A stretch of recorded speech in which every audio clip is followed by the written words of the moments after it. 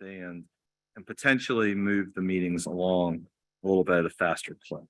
So with that, let's just get down to business on the next items. I know some of these are going to be deferred. Some of these are going to be discussion only, and I'll do my best to identify those. So the first item is calendar ordinance numbers 34091 and 092. These are capital outlay funds for the sewage and water board plant and to provide and transfer the money for those. So I'll accept the motion from Councilmember Green. I'll second. Please vote your machines. 3 yeas, no nays. All right, next item is for the West Bank Ferry Terminal renovations. This is transfer from intergovernmental revenues to the CAO fund for those renovations, planning, construction project.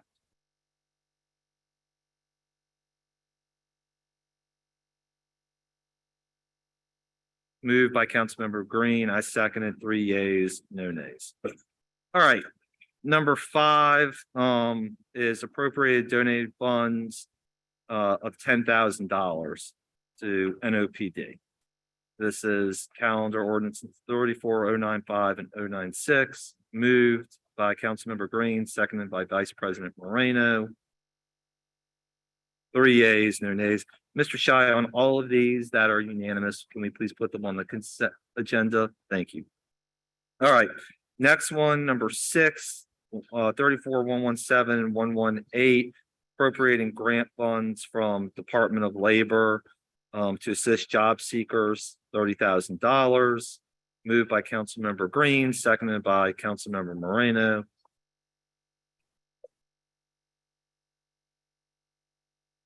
Three yeas, no nays. All right, next item is calendar ordinance number 34119. This is for capital budget amendment, capital budget de-appropriating $1.9 million, specific categories. Moved by Councilmember Green. I've seconded. 3 yeas, no nays.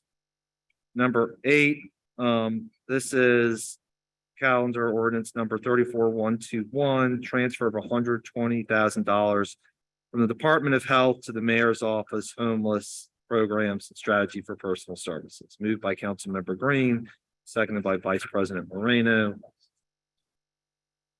3 yeas, no nays. Number 9, 34135-136. This is providing an operating revenue budget of revenues and expenditures, appropriating grant funds as described herein. Moved by Councilmember Green, seconded. 3 yeas, no nays. Calendar ordinance numbers 34,137, 138, item number 10. This is a transfer to appropriate one-time grant funding to healthcare for the homeless program to expand COVID-19 health services. Moved by Councilmember Green, seconded by Councilmember Moreno. 3 yeas, no nays. Next item is calendar number 11, calendar ordinance numbers 34,139, 34,140. This is appropriate grant funds by FEMA, the Lower Ninth Ward Energy Resiliency Project. So that you move. Moved by Councilmember Green, seconded by Vice President Moreno. 4 yeas, no nays. Thank you, Councilmember Thomas. All right, number 12. I think we. Oh, Maxwell, you got. Yeah, okay, you got it. You want to on this item? Yep. Okay. So calendar ordinance number 12 is 34,156, 157. These ordinances amend appropriate unassigned fund balance. I believe is the administration here to talk about these.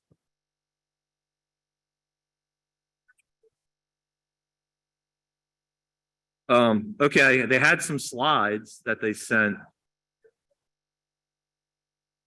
So do we want Maxwell? You're welcome to speak on these. Yeah. So what I'm thinking, Maxwell, is why don't we do this? Why don't we? I mean, you can do one of two things. You can speak now, And then we can hold it up till they have the opportunity to make the presentation and speak again, or you can just speak when the administration comes. But I don't, as given that we have a presentation and that the administration's. Yeah, I'm fine to wait. Okay, Right here. all right, we'll just wait then.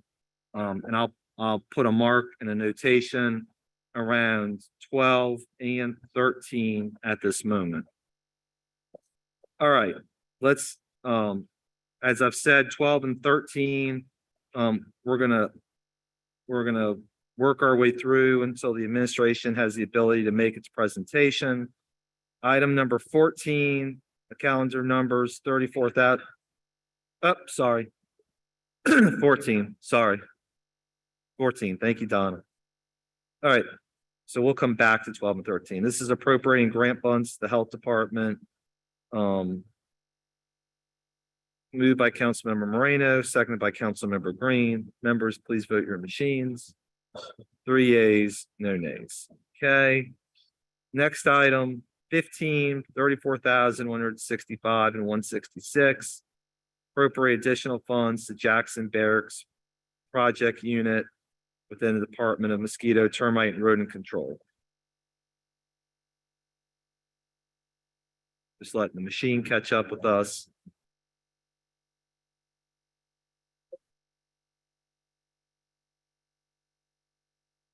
No, ma'am. Now it's up. All right. I'll move to approve. Second by Councilmember Green. 3 yeas, no nays, passes unanimously. All right. On to item number 16, calendar ordinance numbers 34,167, 168. Appropriate unspent grant funds, Department of Workforce Development. This is a $77 transfer. This is troubling. This is troubling to me. I know. Yes, I do. Slides too. All right. That passed very quickly. All right, number 17. Calendar ordinance numbers 34,171, 172, appropriating funds to the Office of Cultural Economy. Members, we're not going to vote on this right now. Is there any presentation to be made on this? Or are we going to defer these matters? How do you want to handle this? Yeah, I mean, I just think, again, would you mind coming for us, Alexis, please? Wherever you'd like to be, you're welcome to come to the table, whatever is easier for you. Why don't you come to the table? I just think two things. First, there's no budget committee member on items 17, 18, or 19, so we won't be able to vote today. But I just think any explanation we can have, so that way, when it comes to council on the 11th, everybody's fully briefed. Thank you very much for being here.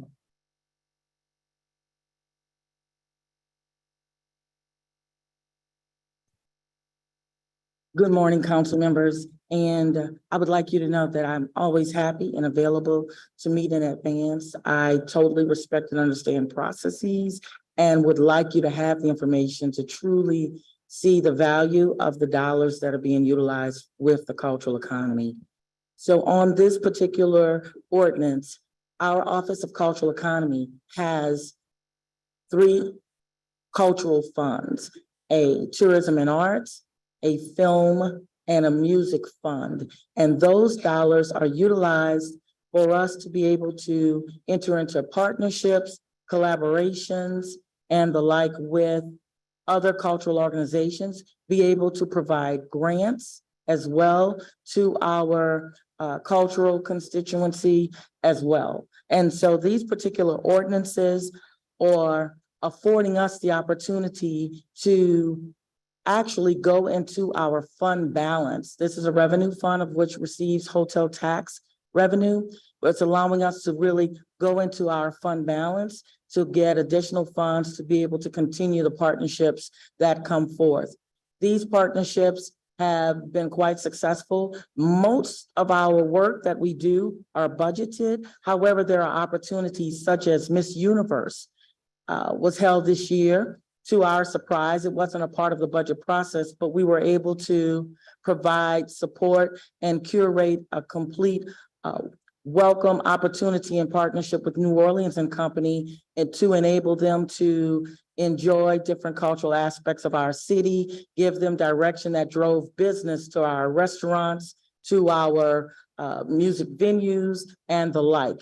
And with every collaboration that we do with the Office of Cultural Economy, we are able to hire and engage musicians, culinary, visual arts, film production activity takes place. We're able to do film workforce training so that we can strengthen our workforce team here in the city. The city of New Orleans is the fourth largest production entity in the United States for film production. Unfortunately, there is a writer's strike at this moment, but we hope when that is lifted, we'll be ready to move forward. We have over 2,000 of our workforce unionized here in the film production side. So the trainings and workforce that we do are in partnership with the New Orleans Video Access Center and with the actual union so that people are trained and are able to go right into the workforce. We provide sync up cinemas with our film production side that also provides opportunities for people to enter into the workforce. Those are just some examples of what it is that we do. So basically, the request of additional funds is to afford us to be able to engage cultural artists and organizations to continue to strengthen our local cultural economy, to be to have opportunities not only here in a local standpoint, but globally as well. Many of the partnerships that we have entered into have afforded our artists to be hired and engaged and to be able to travel across the globe. Some of the initiatives we have done have allowed our artists to be headliners in South Korea, in Japan. We've also had our cultural industry come from France. We work closely with the French consulate and many other consulates as well that affords our artists to be hired and to have that global experience. We're working with the French consulate's office now for our artists to be able to go over to France, Nice, France, and to actually do an activation that will be similar to our festivals. We're working with Ascona government for our artists to again go over to Ascona, Switzerland in this upcoming June. So the dollars are essential for us to have to be able to support those partnerships and collaborations. But that is the basic use of what it is we're requesting and asking, really to utilize that additional fund balance of dollars to activate those partnerships that have come to be annual partnerships with some of the organizations, and then some are new opportunities that we've been able to take advantage of. Thank you. Councilmember Moreno. Thank you. Nice to see you this morning. Walk me through the process as to how different, whether it's programs or events, are chosen to invest in. Certainly. There are several opportunities. There are two different opportunities. We have a grant process that takes place and persons have an opportunity. We have the grant process information online on our website and entities are able to apply. Once they apply through an online portal application, we then have an evaluation committee that evaluates their proposal utilizing a criteria. And then based on the scoring, the determination is then awarded and afforded funding. There are also opportunities that come from our cultural partners, New Orleans and Company, the Louisiana Philharmonic Orchestra, the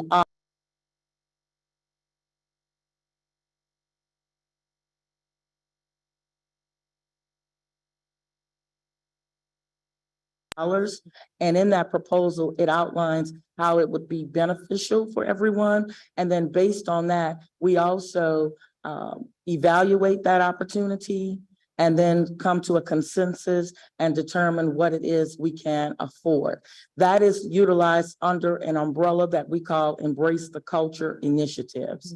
Under the Embrace the Culture initiatives that are funded through these three funds we're requesting dollars for, that is what those funds are utilized to enter into partnerships in that manner. Got it. Thank you. Thank you. Anybody else? All right. Thank you very much for being, Councilmember Green? No. Oh, no, we're not voting right now because Oh, that's right. these are Councilmember Green, so we'll put King. these on the agenda for the 11th and take. Thank you, them down. council members. And if there are any questions from now in between time, I'm very happy to answer and provide detail and all. I may be out of town on next Thursday. I just want to share that in advance, but I could be, reachable to provide whatever you need prior to. Thank you so Thank much. you. Really appreciate it. Thank you for being here. Okay, is safety and permits ready on item number 20 or they're coming? All right. Well, I see Mr. Hagman here. We'll come back to item number 20. I'm sorry, Don, I'm making your life hard by all the skipping around. So we'll park number 20 for a second, and then we'll come to item number 21. I think, given some of the discussion today, I think these are going to be discussion only. Because there's some issues, and for example, on one of them, item number G, this is really council president's item, and I think it's going to require a larger discussion. If there's matters that the committee wants to vote on, let's talk about that. But I think maybe in the interest of making things a little smoother in terms of continuity, why don't we listen and then we can ultimately make a decision. But I know item G will be discussion only today because Councilmember Morales. So Mr. Hagman, are you ready to present on items 21A through L?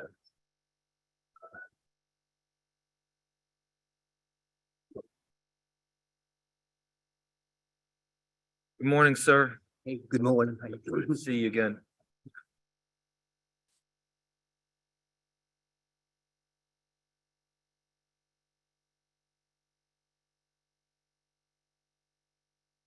Yeah, man. It's pretty good. I like it.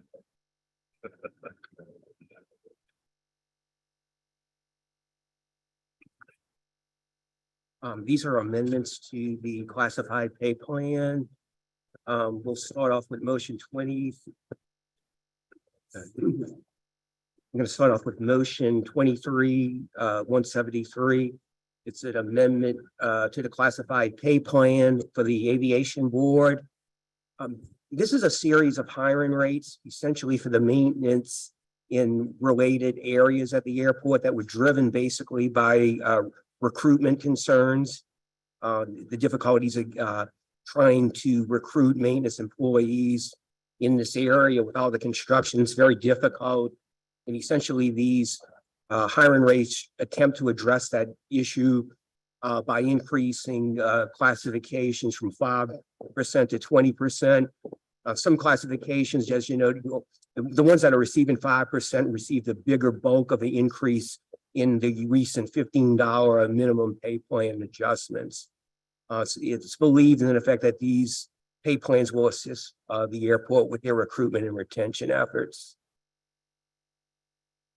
All right, so I guess this is what I'll do on the ones that maybe don't require as much discussion. I'll defer to the wisdom of the committee. Members, do we want to move forward with everything other than G today if there aren't any real questions? I mean, I know Councilmember Green, you consistently raise the point about wanting to hire people and make sure rates are good. For probably G and H, we absolutely should defer, but I'm willing to do whatever the committee wants to do on other items. I think that having been provided this information in writing and having a chance to review it, I think that we should vote in global and just not include G and H if there's any uncertainty. Okay. Councilmember Moreno, are you fine with that too, moving forward with all the items on the motions today, except for the 2 police items? Okay, all right. So then we will move forward. Somebody make a motion, please, to approve M23J-173, moved by Councilmember Green. It's all right, I got it. Three yays, no nays. And again, Mr. Shy, we can move these to the consent agenda as well. All right. So. Okay, yeah. Mr. Chair, I would like to, if you don't mind, since this is a Yeah. public process, just continue to remind people that jobs associated with the city of New Orleans pay well and that they include retirement and also health benefits. For example, the airport assistant maintenance manager is now a $65,000 a year position. I'm not saying that that solves every problem, but at the end of the day, please consider these jobs, especially at this time. We have people graduating or who've been out of school for a year or two and may be able to take whatever is required to fit some of these jobs. But these are good, long-paying jobs. Our airport is not going anywhere. We could change our economy if we could fill all these jobs. That's all. Well, and I mean, to that point too, Councilmember Green, which is excellent. The next one is Sewage and Water Board Automated Metering Infrastructure Supervisor. We've been incredibly critical of Sewage and Water Board for not doing their billing correctly. So now having somebody to run the smart meters is money well spent by us. So, Mr. Hagman, I don't want to steal your thunder on that one, but I'll give you the floor on item B. As the water board is converting its, if you want to say manual meter reading system to an automated process, this is a new position. It's called the Automated Metering Infrastructure Supervisor. It's non-exempt. It will pay an annual rate of $68,909 a year. This is the person in effect directing the entire metering program through the automated process, and it will continue to maintain a manual system until the whole system is automated. All right, so I've moved for approval, seconded by Councilmember Green. Members, please vote your machines. And then I see Ms. Becknell has joined us. We will get through the civil service motions and then circle back to you. All right, item C, Mr. Hagman. C is basically, recently the council approved a new safety coordinator series at the request of the Sewage and Water Board, because it was basically part of our end of the year processing. This is a series of hiring rates which would just increase those that were originally proposed by 5% to allow this series to get the benefit of the 5% across the board city increase. Thank you, sir. I've moved for approval, seconded by Council Vice President. 3 yeas, no nays. Item D. Item D is basically a new classifications for the finance department for the revenue field agent positions. The revenue field agents are the people who basically go out to collect the taxes that are due to the city. They do tax audits as well. This would create 3 non-exempt opportunities for people to grow and advance in that series. And it ranges from the senior level, which is at 48,665. It will have a lead position at 56,488 and a supervisor at 65,569. The Civil Service Department is acutely aware basically but not only do we have to bring in talent, we have to grow it and develop it. And this new series basically addresses the concerns of the finance department. Okay. So do I have a motion to approve? Moved by Councilmember Green, seconded by Vice President Moreno. 3 yeas, no nays. Item E. This is a series of hiring rates that are based on maintaining parity with that for the rate that was approved for the controller position. The finance department has 4 financial bureau chiefs, and a bureau chief is basically a top manager. This directs lower level exempt level supervisors. And this would allow a flexible hiring rate for both the revenue collector, treasury bureau chief, and purchasing administrator. The rates that are proposed would be from $105,000 a year up to $134,000. It's a flex rate, so it's at the discretion of the director. Okay, I've moved for approval, seconded by Vice President Moreno. 3 yeas, no nays. Item F. The next item is a series of hiring rates and a new classification to recognize social workers who are licensed in the state of Louisiana. That would be a licensed master social worker or a licensed clinical social worker. This request is driven by the police department as part of the consent decree to maintain social services for both the police officers in the community. It increases the rates from generally 6.25% for the lowest level. And remember, we had other adjustments previously as part of the $15 adjustments, and these adjustments in effect pick up the higher levels of the social work series. Thank you for that. And that's the continuation of work that NOPD's been doing to add more civilians to the NOPD. And it's been part of a larger analysis that's been happening behind the scenes as to what different positions need bumps in pay to attract more individuals to apply for these positions. So hopefully this will be helpful to get more social workers coming into the NOPD. Thank you. Thank you. All right, so moved by Councilmember Green. I'm going to say seconded by Councilmember Moreno. And Chairman Jeruso, I'd also like to point out that I attended an event on Friday where members of the police department who work with victims of crime had an opportunity to recognize some of the concerns that we have in our city. But some of those victims of crime were able to speak about how they had received support from various departments, including the police department. So I'd like to encourage those who are holders of master's degrees in social work who are going to be graduating soon, for example, from the Millie Charles School of Social Work, to look at these job opportunities and to help us to fill these jobs, not just for the job, but for what they do to our community and help our community. Thank you very much. Always a good reminder.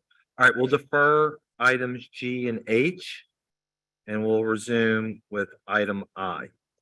The next item would be title changes and a new special rate of pay for the Grounds Patrol Officer Series. The city puts quite a bit of training in its Ground Patrol program. This part of these changes basically recognize that training and the skill sets that a person gains over time. And so in essence, it addresses the compensation needs to not only in effect recruit people, but to keep them as well. It works from the bottom from 8.75%. We create 2 career tracks that people will be able to be promoted to as they absorb more responsibility. That would be the Grounds Patrol Officer Lead, as well as in effect a supervisory position. We've also made other adjustments to the supervisors in effect of the boots on the ground supervisors.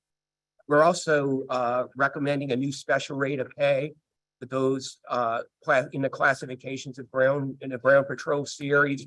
And this would be for those who are trained and assigned to administer first aid calls for emergency and other types of aid. And those individuals who do that specialized work would receive 5% over their normal rate of pay. This is a special rate of pay that's primarily would be used in the French Quarter and tourist-oriented areas where basically the Grounds Patrol people do administer first aid. They also are responsible for some aspects of crowd control. All right. Councilmember Green has moved for approval. Vice President Moreno is second on item I. 3 yeas, no nays. Item J. This is a new classification at the request of the Sewage and Water Board entitled Industrial Hygienist. This would be part of the Sewage and Water Board safety program, but it could be later on extended to use in a city. It would have a hiring rate of 67,218. Right now, basically, the Sewage and Water Board safety programs focuses on industrial safety and enhancing its policies and procedures in this area. This position is designed in effect to impact environmental and health hazards as well. So there's another specialization component to the Sewage and Water Board safety program. Okay. Moved by Vice President Moreno, seconded by me. 3 yeas, no nays. Item K. This would be hiring rates for hiring rates for the sewage and water. Hiring rates for the Department of Property Management to enhance their operating engineer program. Individuals who do that type of work are generally responsible for the heating and ventilation systems in city buildings. What we're doing is recommending title changes to be more consistent with the city code. as well as hiring rates that are more competitive with the competition such as universities and hotels. All our positions are non-exempt. The chief operation engineer would see a 10% increase. The maintenance engineer, which is our second class license, would receive a 17.5% increase. Thank you. Moved by Councilmember Green, seconded by Vice President Moreno. 3 yeas, no nays. And then on to item 11. This would be hiring rates in a new job classification for the zoning program in the Department of Safety and Program permits. As you know, the zoning relative to the zoning program, all building permits require a pre-review from the zoning division. And also the zoning division has been tasked with other responsibilities such as being responsible for inclusionary zoning, short-term rental enforcement, occupational licensing, and alcoholic beverage outlet and special events. This would basically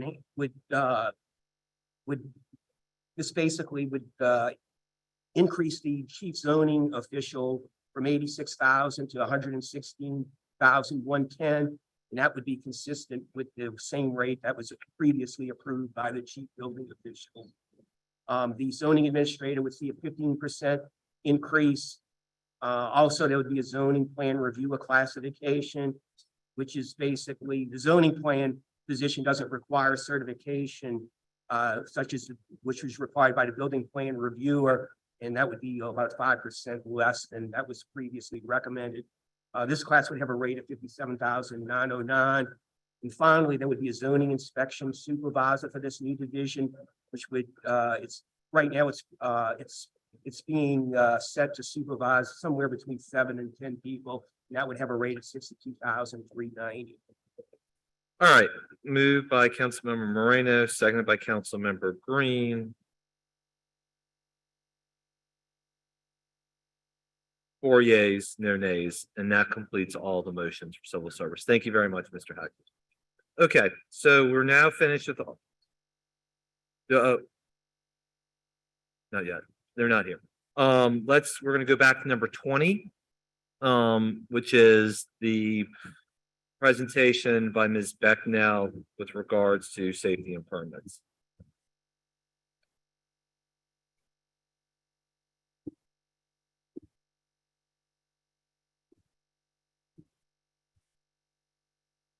And then I think, just so I can help with order, because I don't think the administration will be able to be here on item 12 till 10:45.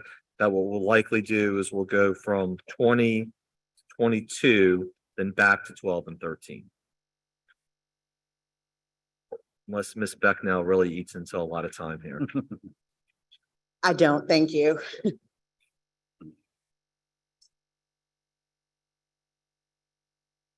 Good morning. Good morning. My name is Ashley Becknell. I'm the chief zoning official. I am here today to talk about ordinance number 34-169, which is a change to the fees charged by the zoning division of the Department of Safety and Permits for certain reports. The proposed fees are being proposed to recognize the staff time required to prepare these reports. The fees are $100 for a zoning verification and $200 for a non-conforming use determination. Both of these reports can require significant staff time. They require us to examine the history of the property, to examine and interpret the zoning ordinance, and tend to be a larger commitment for us. So a zoning verification is defined by the. Hang on a second. Actually, hang on 1 second. Sure. Sorry, just back on your first slide. Yep. What's the difference to, is this different than current fees, or what does that look like? There are currently no fees for these. Got it. So we're going from no fees to these fees. To these fees. Okay. That's correct. Appreciate it. Thank you. Somehow got out of my slideshow, so I'll go right back. So a zoning verification is defined by the CZO in section 4.9. It is essentially a formal determination from the Department of Safety and Permits. It is on letterhead. It is signed by a member of the zoning administration. And it is something that an applicant can rely on. They frequently are required by financing agencies to show that the zoning for a property is in line with what is being proposed for financing. I do want to be clear that we receive zoning questions all the time that don't rise to the level of zoning verifications, and those would not require fees. Zoning questions can be responded to by email or other informal communication, including phone calls or meetings. They include day-to-day communication with department members, and the department will advise and consult with an applicant if we feel as though something does need to be a formal zoning verification or rises to that level. A zoning verification itself is a formal request that requires a formal response. The department is required to respond to these once they're submitted. And it's an official report. It's a formal document. As I said, it's on letterhead. It's signed by the member of the administration. So these are not just the day-to-day communications we have with the public, and we want to make sure that we're very clear about that. There's also a couple of other things that aren't included in this category. Established multifamily and established two-family determinations right now are considered to be a separate process under code. So those would not be considered zoning verifications that require the $100 fee. Actually, well, I'm yeah. sorry, before you get to the next one, Council Member Thomas has a question or Sure. comment. I mean, just had a basic question about the fee is gonna be a charge to the public, right? Yes, it'd be charged to the applicant. Yeah, and you talked about the amount of work and time that it goes into it. Is the fee gonna help with timely reports? Is it gonna make it quicker It is. and more, but so how does it do that if you're still using the same people? So we are actually hiring someone to help us prepare these reports. We're hiring a management development specialist too, whose sole job will be to be the front line responding to these reports, and these fees will go towards funding that position. But we also get a lot of requests that likely don't rise to this level of formality, and this will help us to better understand what people need from the department, whether it's just an answer or a formal report. Shouldn't we be doing that anyway? We are doing that anyway, but this will allow us to prioritize them better, and also, again, to go towards the funding of this position that will No. allow us to reduce the turnaround times. Right now, they're as much as 6 to 8 weeks, and we think that by funding a position that will just handle these, that will be reduced dramatically. Well, and I'm asking that question because when we talk about safety and permits, permitting, and enforcement, the biggest complaint we get from the public is time.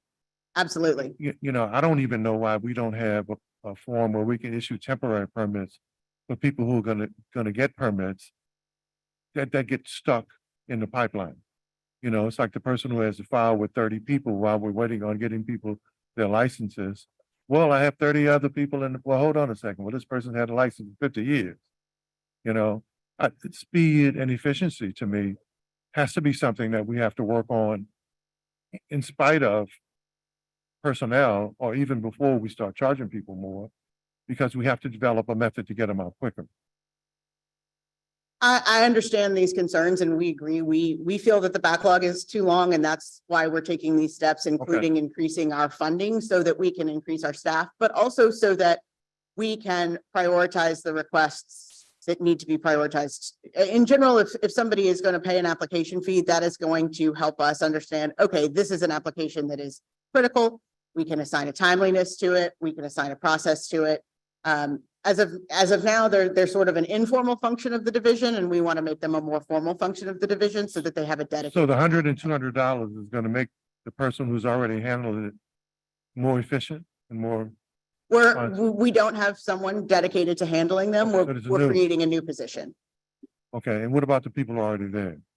The people who are already there are doing this on top of the many other Okay. duties that they have. Yeah. So this will allow us to create a specialist Okay, thank you. essentially. Thank you. Thank you, Ms. Beckman. So non-conforming use determinations are similar to zoning verifications, but they're very specialized zoning verification. What they are for is for the department to review the evidence that a use is legally non-conforming. Frequently, that means reviewing a variety of pieces of evidence, including but not limited to rent receipts, affidavits, utility service documents, water service documents, tax information, as well as Sanborn maps. So these require a fair amount of land record research. And And again, they are formal documents that are issued by the department that an applicant, once issued, can rely upon, can present to a financing authority or anyone else that they may need to in order to move forward with their project. So these fees are in line with what other jurisdictions charge. Atlanta charges $100 for their zoning verification, $300 for their non-conforming use determination. Nashville charges $500. Dallas is $90, New York is $110, Los Angeles is $113.36, very specific, and Chicago is $150. We felt that by maintaining different fee levels for these two different projects, we were recognizing the different amount of work that goes into them, as well as recognizing the fact that not everybody needs a non-conforming use determination. They may just need a zoning verification, and our goal is to make sure that we help them find the easiest and cheapest path forward for what their needs are. Councilmember Moreno, you had a question about numbers. I did. Thank you. How many verifications do you do annually? I unfortunately don't have that information in front of me, but let me text my zoning administrator who should have that information. Okay, thank you. And I guess, Ashley, while you're up, well, Councilmember Green, before I go, Councilmember Green. Could you just speak to the public and tell them whether or not there is a charge if, for example, a business starts operating in an area and the public, the neighborhood, those who are around it want to know if it's properly operating?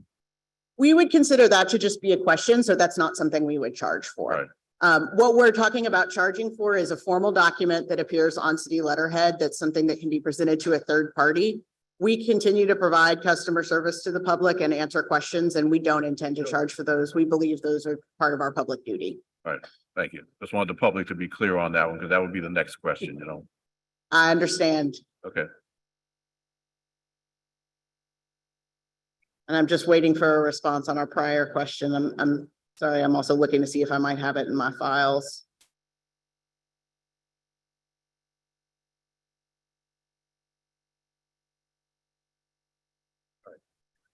Okay, I think Councilmember Thomas sort of asked one of the questions, and then obviously we met earlier. And I think sort of the points, Ashley, that you're making too, is that phone calls are free. So if people have general questions, they can check in. And then if they need a determined, written, formal, essentially legal opinion, then that's what's going to cost money. That's correct. Okay. All right. Does the council have any questions about any other questions? I think everybody's asked, and you have an answer? I do have an answer. Nick just got back to me. We received 307 zoning verification applications in 2022. Okay. Yeah, that's only, Councilmember Moreno said exactly, it's almost one a day. That's a lot. Okay, well, look, I think given the fact that there are so many, the fact that we are lagging now behind based on the information that you have, and that there's both an informal process that is still free and a process for formality. And I think to Councilmember Thomas's point that hiring additional staff in order to help the existing staff will help facilitate this, that I've authored the ordinance to help move things along and ensure that this is being done in a timely manner. May I have a second to it? Seconded by Councilmember Moreno. And then we'll 4 yeas, no nays. So passes unanimously. We'll put on the consent agenda. Thank you very Thank you much. for your preparation time, Ms. Becknell. Okay, so we'll move to item 22 right now. Thank you, to go through the budget reports, and then we'll finish up with items 12 and 13 when appropriate. Morning, Mr. Large. Good morning. How are you? Good to see you.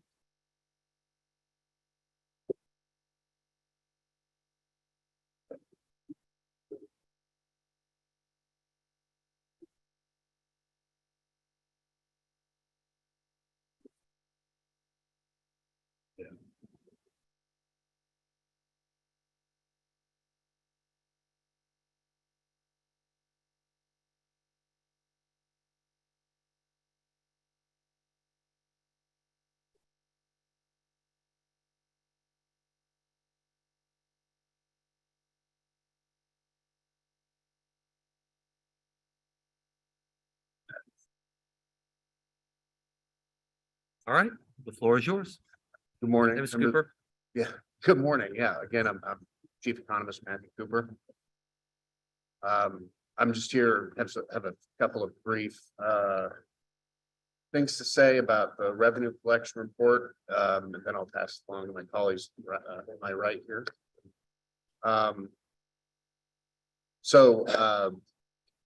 The accrual process where we put revenues back into 2022 is complete.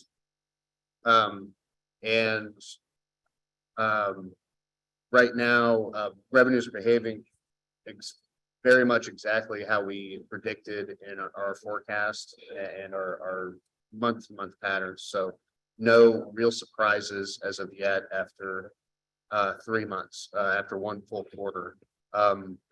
Property tax receipts have actually been officially booked into the system, and we're at 94% of our forecast, which is very positive thing. Also, other taxes, which includes sales tax and other consumption-based taxes, are also performing very much as expected, which is positive news. I will direct your attention over to the Harrah's rent portion, where we actually, so far this year in 2023, we're showing 0 revenues, but actually we have received $5.5 million so far this year that has just yet to be booked. Can I have a couple questions. So Go ahead. property taxes about a little less than 10 million higher this year than last year. Is that largely because we've lost the 5% from Ida? And or we're just naturally 10 million higher this year? It's got a lot to do with that 5%. Okay.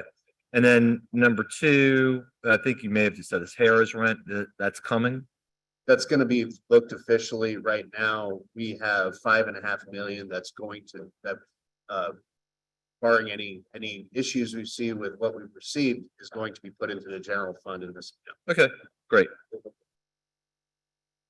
And with that, I'll turn it over here. All right, thank you very much. Good morning, Morning. Brandy DeLarge, Budget Administrator for the city, and Kimberly Warren, Assistant Budget Administrator. So here we're looking at the 2023 personnel spending projections. And in many cases, we are seeing some great strides with hiring. As in particular in OPD, we've seen some increases in different areas, including some of our consent decree positions that we've been able to get some hiring done for. We also have some overtime there working for Mardi Gras as well for them. And in sanitation, we have been successful getting some of the new rangers hired, and across, we will see some changes coming up in several different departments. You all just recommended to approve several hiring increases in several different agencies, and there are others that took place this year. And so once those actually are fully completed, we will see some differences because that will impact some current staff with the city.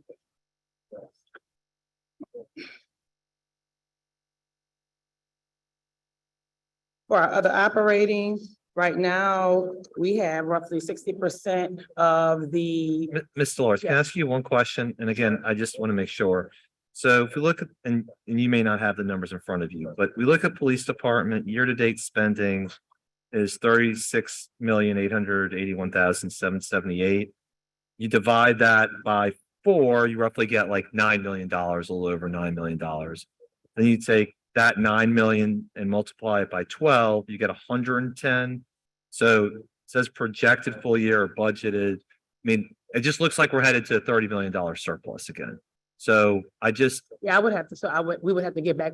So I have just the rough numbers. I don't have our calculations in front of me. I get it. I guess my point, I think, as you well know, is last year we had a $70 million surplus. And so if we're headed to anything sort of above 10 with NOPD starts making me a little nervous, just in the sense that we have so much money there. And can that money be doing other things as we're trying to, as you said, to build out the civilian? Look at that, and I can tell you that part of our calculations look at events that have not been as big in the past, where we have to project for overtime coming up as well. Okay, And some, like recently, we've had several positions that have accepted hires in that area. okay, So we look at several different factors and we calculate those numbers. It's not just the right now. right. We look at what's going on in the future, and then that future could, some things we can see would change, so our numbers will adjust each month. I get it. All I'm saying is 30 million is a big variable. So I just want to make sure again, that as we're preparing, because I trying to just be deliberate with each other, and as we go to quarterly meetings and doing everything else, so we all understand we have mid-year budget adjustments. And I just want to level set also for the public that if NOPD is doing well with hiring, but at the same time, once again, there's some shift in there that how that money can potentially And be. we agree. Thank you. I know you do. Thank you. I appreciate it. So for our other operating expenditures, And can I ask one other question? I'm Sure. sorry. I've been asked by our folks, if everybody get a little bit closer to the microphone, apparently. I don't know how we can get, are these new mics or They're something? new mics. Oh, yeah. So the mics need to get closer to us because the table is blocking. I got you. Yeah, so I'm We not- can work on that too. See, that's the kind of feedback we need. So the other operating expenditures right now, citywide, we have close to 60% obligated. And we, the budget office and purchasing continues to work with departments to ensure that they obligate known expenses for the rest of the year. Of course, there are certain things we may be unaware of, but we do know that there are departments who are still working on contracts and other procurement methods with vendors in order to ensure their funds are fully obligated. When we look at our staffing report for, should be 2023, we see what we like to see some good numbers. So we see several departments that are over the 100% of the budgeted positions, which again goes to show departments are still hiring for positions that they've lost on the budget process and their budget. And again, that money is made up for them in their wage reserves that was allotted to departments as well in that situation. And then the next slides are just detailed information on those positions and the cost on those positions, which will lead us into our fund balance report. All right. Councilmember Green, any public announcements here on we're hiring? Well, the good news is that we are filling positions in the city of New Orleans. So that must mean that people, after having been interviewed or having seen what the requirements of positions are very motivated to work by the city. So I want to applaud the departments that have heard the council's concerns that we want to have these positions filled. If we're going to budget them, we want to have the positions filled. But I also want to say to the public that continue to look at the city as a great place to work, a lot of opportunities out there. But I'm very pleased, and I want the media to jump on this, that people are joining the police department as civilians. I need the media who is not here at this time to recognize that there is an attractiveness to working in an area that is so important. And I believe that many of the people who are taking those positions are taking them because they're not only looking for a job, but because they're motivated to help make our city a better city, a safer city. But I want to encourage people to continue to go to join NOPD.org and also the City of New Orleans.gov, NOLA.gov/jobs, because there are good paying jobs that are still available. And as you can see from today's report with the civil service changes, some of those positions pay more than they paid in the past. Let's fill every position at the City of New Orleans. Thank you, Councilmember Green. Councilmember Thomas. Thank you for your report. How long is this trend in terms of people applying for and filling those positions? How long has it been going? I don't want to give you a date, but what I could say is I've seen some dramatic changes since the start of this year. Right. The budget office is able to work more closely now. You know, we have the HR alignment, so the majority of HR managers report into one centralized place. So there's a lot more focus on that team to work directly with departments to get that going. So I can say at least since January, we've been seeing some stuff coming in, more applications coming in, more interviews. Okay, I want to say that because so we're doing something different in terms of the process. Are we processing quicker So or? that would be, I would have to get HR to answer that. I don't want to say we are or not, but I do know from what I can see, I know recs are coming out and I'm hearing about interviews almost Mhm. immediately for positions and people getting on. The general positions don't have a delay with backgrounds normally. So once people get through drug and background check, they can normally get a date of hire to get started in. And have you guys attached a percentage? This increase represents what percentage? I don't have that. Okay, number. are y'all gonna do any intake in terms of examining this time right now? Because that's a good report, right? And So there's, if we're doing something right Right. now, then we need to duplicate it or change the process to fit the model you're using Right. right now. and they're looking to add more to the process. We're trying to get some recruiters hired in as well, citywide, not just so, because what happens is the department's already struggling, trying to meet their day-to-day demands, with the staff that they have. Mhm. So it has been tough for a department to take a day to go someplace and to recruit. So with the centralized HR team, they have been able to go out and make some of that happen, and they're trying to get more recruiters in to work to assist us with that. So we're hopeful that we can see some better numbers once that gets there. Is centralized HR permanent or is it just as a reaction to filling these voids? I believe that was a ordinance that was voted on. It was approved by city council and civil service, so it's a permanent measure right now. Okay, because Mr. Chairman, I think at some point we need to find a system or a model that answers all of these questions we're having right now, from the police department to permitting to code enforcement. And so if there's any movement in the right direction, if we're answering some of those questions, then what are we doing differently? How do we attach it to standard operating procedure? And how do we continue it as we move forward, especially if we're moving in the right direction? And I see Mr. Montano quickly to the microphone. Mr. Chair, Councilmember Thomas, thank you for the question related to the centralization of HR, because that was a very important policy decision and operational change that we made both with the administration and the council, and it is in permanency. I think it's really vital, and really the origin of it essentially is what has happened over the course of years, specifically in HR, is you have a great employee that's doing X, but then all of a sudden that employee now has to do HR and procurement and 6 other things, which then results into a lackluster ability to do all of them well. So what the centralization of HR really does is professionalizes those individuals that we feel is addressing those pain points through that process of hire to actually start date. So that is the goal. That was the intention, to centralize it. And we hope, and by that professionalization and mandation, that there is an employee only doing HR, and that is their job, not 6 other things.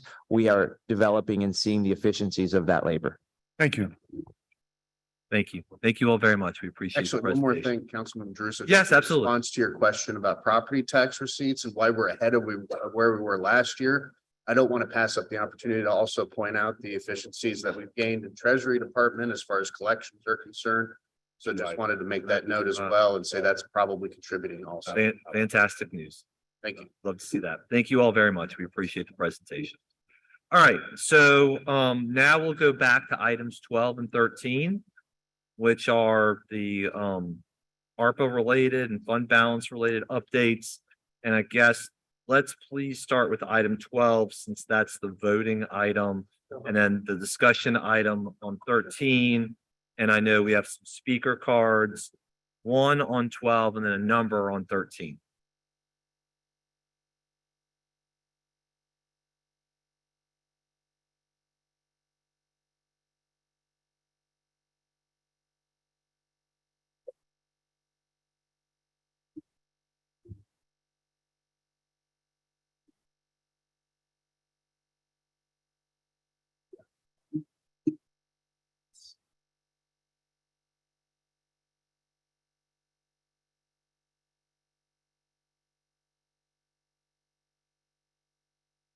All right, good to see you, Mr. All right. CAO, Director of Health, Ms. Story. All right. Welcome. Mr. Chairman, members of the committee, would you like us to begin? Yes, please do. All right, thank you. We did develop for clarity, see all got new microphones. A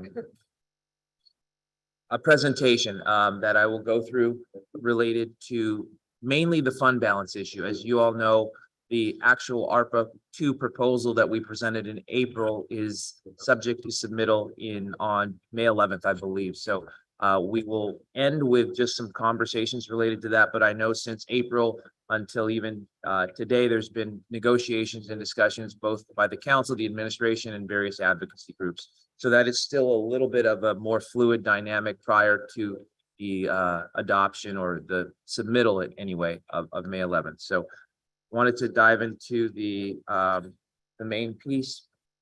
So let me just make sure I'm on the same presentation here. I'm sorry.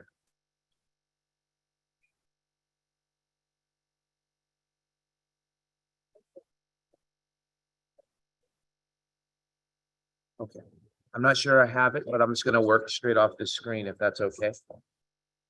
What this particular ordinance does, and I wanted to highlight it, it is related to ARPA, but it is basically technical changes that we've had to make. So it's moving from one appropriation fund to another appropriation fund to better line up exactly where pieces need to go. So you'll see item 1 is just funding from DPW to Parks and Parkway.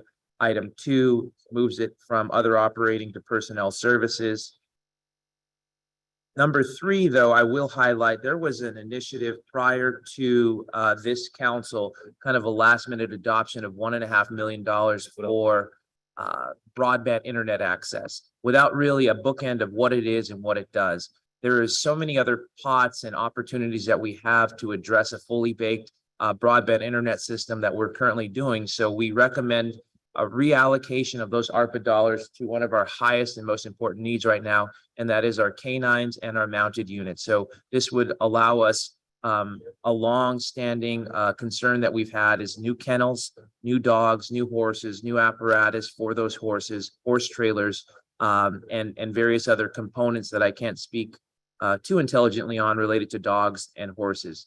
That is the only new item on this ARPA from formerly previously adopted ARPA dollars. We have, I believe, staff here to address any specific questions for that item, but we're very excited about that project. And I think it's a long time coming for those animals that serve us each day. Gilbert, Yes. hang on real quick. Good morning to you all. Thank you for being here. How much fund balance is left after this? I love that question. How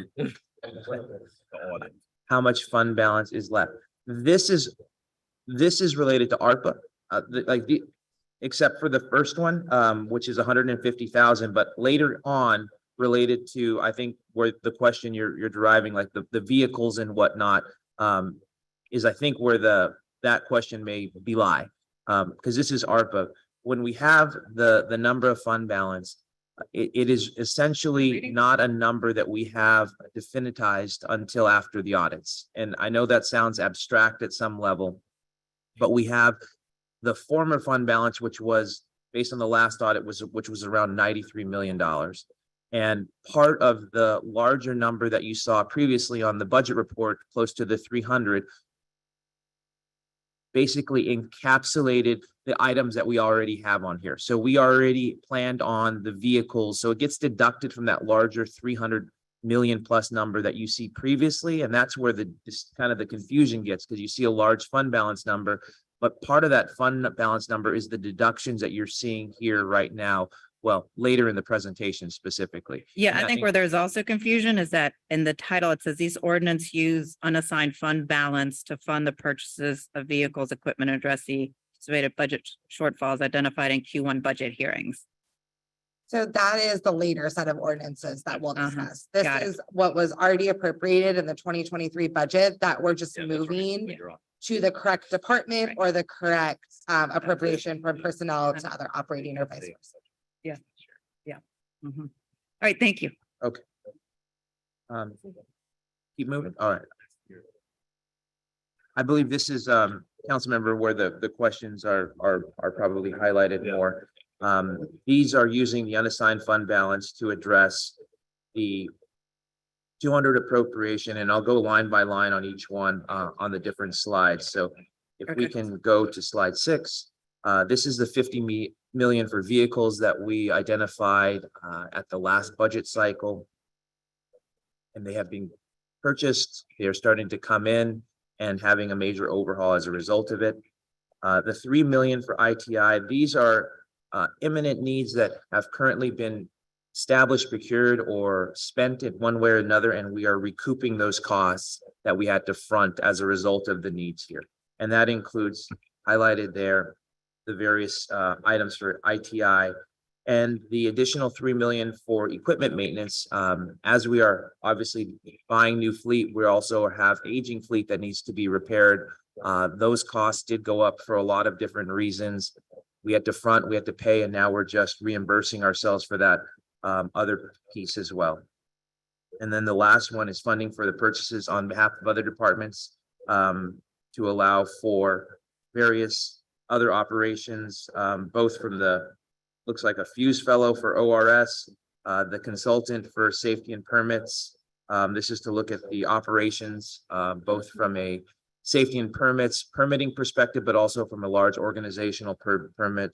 And at the last budget meeting, typically we appropriate somewhere around $1 million for NOLA BA each year. That's down from 2.5. It never got passed in the last budget cycle. So there was zero funding for NOLA BA. And so this reconciles that missed part of it. So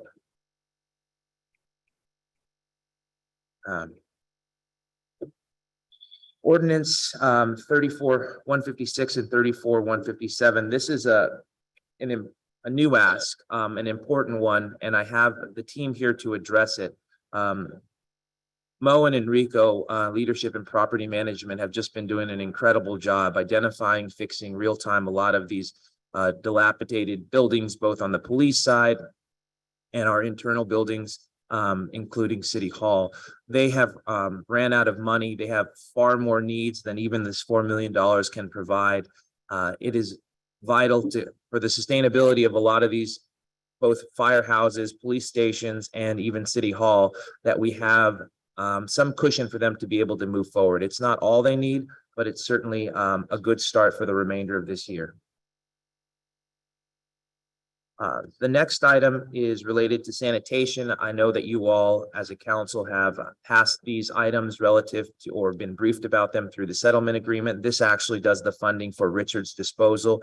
This pays the settlement that was established and provides them the additional funding to match the other vendors that are currently, I believe, in zone 1, which is IV Waste and Waste Pro Management. There should be equity amongst all the sanitation companies now, and we should be starting from square one.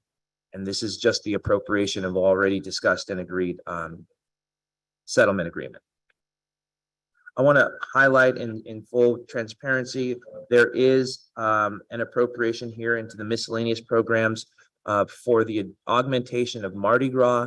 I know that there's been a lot of conversations about this in particular, and we are not providing the money to the sheriff's office until we've fully reconciled all the bills and what is allowable under the CEA or what's not allowable under the CEA. But at some point, they did expend money to have a full Mardi Gras back in service. We committed to it through the CEA. This is almost a placeholder until we have the full reconciliation of those expenses. And unfortunately, our insurance premiums have gone up. Those change almost yearly. They did not change for the better. I don't know if we'll ever see them change for the better, but there was an increased cost, both for all the workers' comps, voluntary, and general liabilities for our insurance. Tranche 2, just really wanted to re-highlight it, and I have Dr. Vegno here to address any questions that you have, just in anticipation or preparation. As I mentioned in the premise of the conversation, we presented back in April. We have had continuous conversations with council members and various stakeholders related to the second tranche, part 2. And I know that there is ongoing conversations happening now.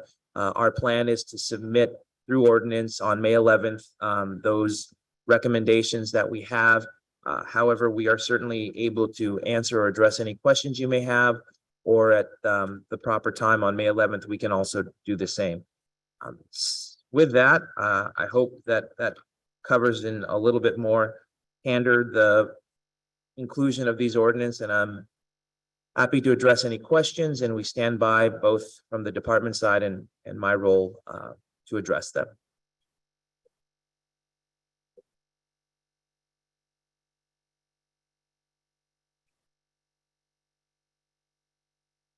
Is there an easy way to answer how much fund balance is left? There will be in July after the audit. There will be in July after the audit. Like I said, the reason why it's so challenging to answer the fund balance questions with certainty is because not all bills have been paid and POs closed. So you see the rolling income statement, that 300 million plus number, but that includes things like our emergency fund. That includes what you're voting on today, the vehicles, already Right. appropriated items. So once all those close out, we will actually see the trued up fund balance number. The last real true fund balance number was the 93 million, which was in our last audit. We anticipate, and we certainly are protecting ourselves. Everything we see here is already accounted for within that larger 300 number. What our final fund balance number we'll know in July. Okay.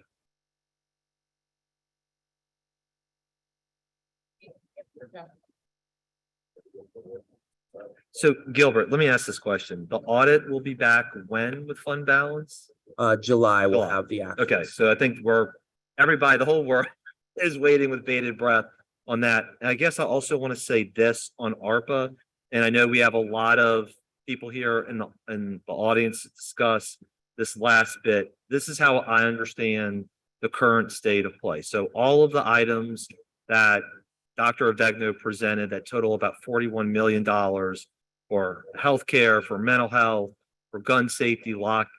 I think there is an agreement on those items.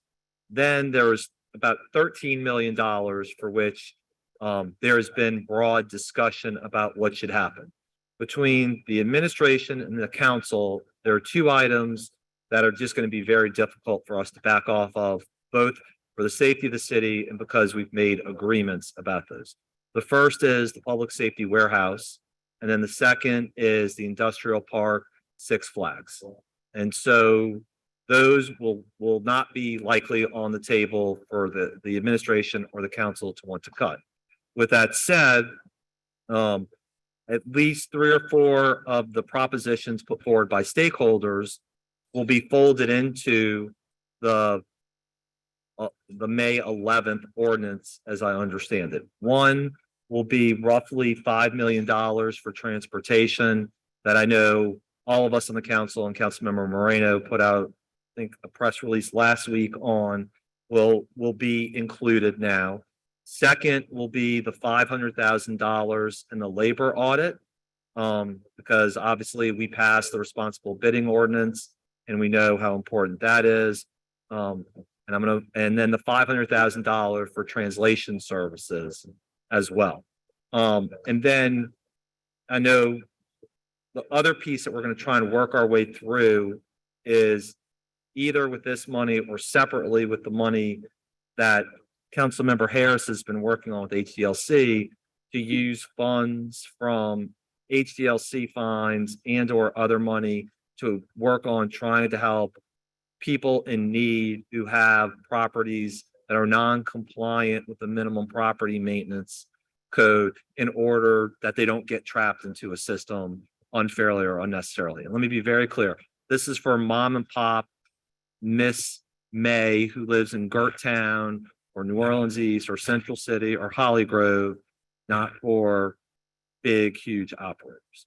So I just want to be very clear about kind of what the discussions, as Mr. Montano alluded to, kind of this current state of play and what I think people should expect from the ordinance that gets filed next week. So unless there's any other questions from the dais, I'll go to the public comment. Please remember that you have 2 minutes. Hopefully discussion resolves some of the issues. And if it doesn't, that's what we're here for. And so on item 12, I think I have 4 cards. Maxwell Ashirdolo, Will Snowden, Nellie Katzen, and then Rocio Aguilar. Good morning. Thank you, Chairman and council members. And just to be clear, this is just number 12. I put a card in on 13 too. Yeah, Oh, yeah, okay, absolutely. great. Thank you. Also, thanks for fixing the microphone. This is way better.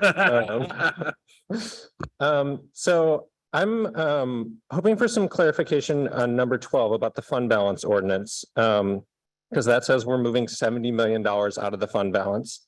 And both in meetings with our coalition and in the public to you, the CAO has stated that nothing should be moved from the fund balance until after the audit, because as he said here, there's no way to know exactly how much is in it. So I'm really struggling with how to square that with this withdrawal. A lot of the money that is in the fund balance is ARPA funds. And we've been communicating with you for, the better part of 2 years, asking for a public process about those funds. And we've been told that that process now has to wait until this summer after the audit. Right, we put a whole plan together and have shared it with all of you about how the community would like those funds to be spent. And we've discussed that with both the CAO's office and all of you. And everyone has said, wait till the summer. So I'm just really confused why everyone else has to wait. But in the meantime, the CAO can pull $70 million out of this pot and dramatically reduce the amount that's available when we finally do get to that public process in July. Okay, Mr. CAO. Yeah, and just in all candor, there's just, Max, just a clear not understanding on the financial accrual basis that we're doing this. This is already previously appropriated and approved money that was accounted for the previous fund balance. This isn't the new fund balance that you're highlighting in July that we're talking about. These are two separate items, two separate timelines, and two separate dynamics relative to where they are in the placement of it. So it's I've tried to explain it. Maybe I'm not as clear, and it's relatively abstract how it's rolling over. But these are two different dynamics of fund balance. This is one that has already been discussed, and approved, that we've accounted for within that rolling income statement that the previous vendors, or excuse me, not vendors, staff presented to the council. The audit that we're talking about in July is for future items relative to the fund balance. I can certainly say that's entirely unclear. It still is to me. Are you saying that this is coming out of the 93 million that was in the fund balance from last year? Even prior to the 93 million. So this came out prior to the 93 million. Okay, I mean, again, I think this is part of the process. This is part of the process that is so unintelligible to everyone, is that the only one with all the information seems to be the CAO, and no one else understands where this money is or how it's moving or where it's coming from. And so this is why you're going to continue to get these questions from folks, because I have not yet, I'm not sure anyone has received an explanation for how this works that is intelligible or understandable. All right, Our concern is that, again, I just want to express again, our concern is that we've been told, everyone has been told to wait. You have to wait. Nobody knows that money's not real, but it's still being pulled out and it's still being spent on things. And these are policy decisions that are being made about what we're spending money on. And so we want to be a part of that process. all right, hang on one second. Councilmember Thomas, you want to make a point or a question? I was trying to hold my comments to try to listen, but I was talking to some of our budgeting people about old budgets that we reviewed some time ago. Maybe at a time past when I was budget chairman and we dealt with stuff differently. When you talk about fund balance and funds, it's all unreserved, right? Not necessarily. There's okay. assigned fund balance, unassigned fund balance, and then there's reserve. Right. So there's reserved and unreserved, right? And are we mixing in with the emergency funds also? Is that? I mean, I'm not to get too much into the accounting piece of it, but there's. Yeah, but the accounting piece is important if you're going to talk about philosophy and governance, right? Well, but we're used to, and that's part of the challenge, is that fund balance is often is conflated with unassigned, assigned, reserve, and emergency. And that term, especially on the income statement rollovers, is all conflated often and not separated. It is separated on our financial statements, but as it's discussed here, it's all combined, and that's where the challenge often occurs. But accounting terms and principles matter. I mean, they change from one trend to the next, right? Zero-based budgeting, TQM, and these different philosophies that people have used in terms of how they apply budgets.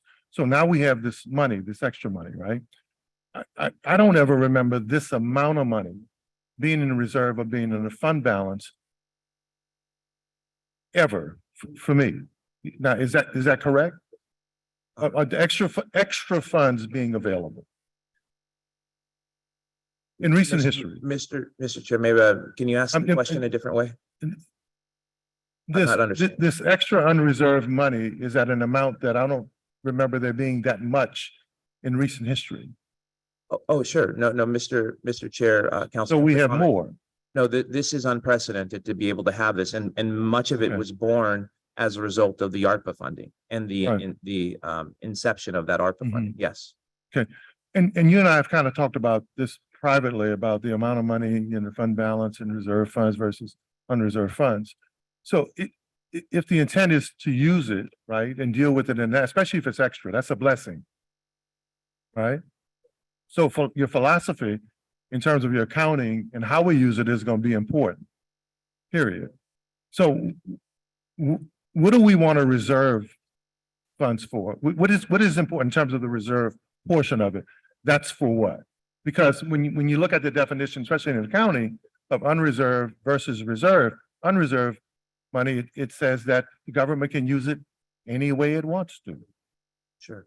Mr. Chairman, Councilmember Thomas, if we're speaking specifically on reserve, and that's what we've had the conversation, we recommended and the council approved $100 million reserve. And that reserve is vitally important, as we described, for not only the unknown and unexpected. I think the emergency reserve was limited in somewhere in the mid-20s.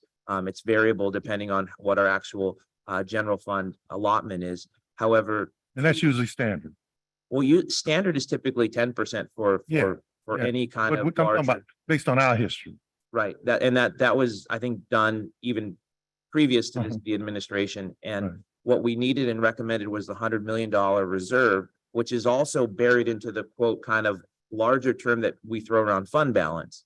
And that was for not only the unknown and unexpected, but also vitally important for the cash flow issues that we have specifically during emergency seasons, meaning often we have to put front money, and then we recoup it on the back end, sometimes years down the road for specifically FEMA grants or other emergency items. We're still recouping money from 2 or 3 years ago. We have to have that cash flow ability to front the money and then recoup it to keep that 100 million balanced. And that 100 million more is on average, how much more than what we've usually reserved? It's probably, I would estimate, between about 65 million more than what we've typically. Than what we've typically done. Yes. Thank you.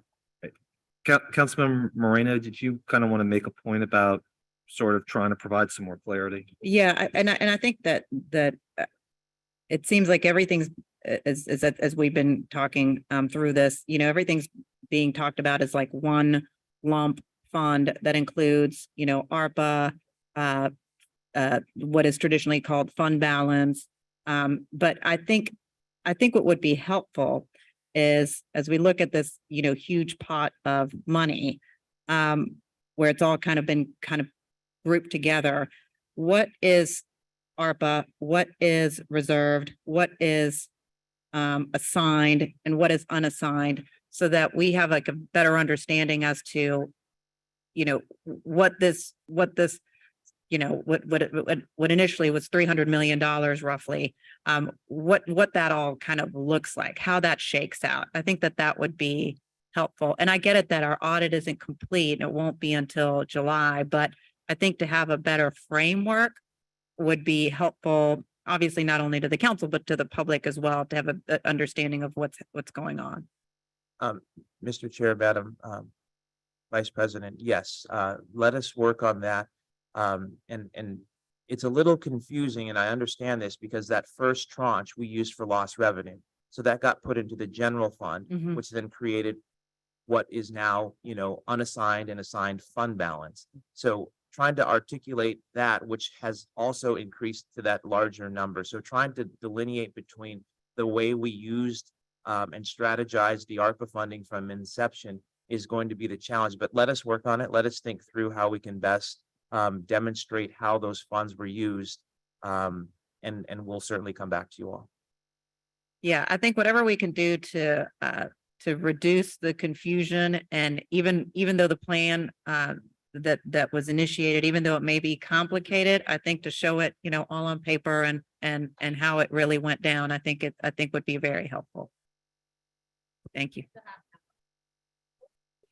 All right, so let me ask this question, just kind of seeing the writing on the, we can go through all the comments if everybody wants to, but if the plan is we're just gonna, obviously, we're not voting on number 13 anyway.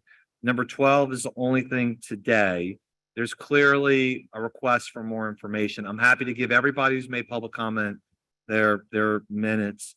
But I think what we're hearing as a group is there'd like to be further explanation of how everything is categorized and then how funds are moving. So we see and we know what's happening. And I think that helps also with knowing what's unassigned, what is assigned, was it part of the last budget cycle, part of this one, et cetera, and then provides clarity. So everybody's on the same page, not only for what's in this ordinance, but for what's to be expected in the future for July and August.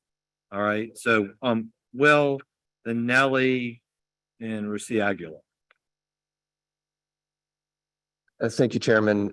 Will Snowden with the Vera Institute of Justice. I am the Louisiana Director. Going to bring just a different question to not necessarily echo what Max was able to lift up.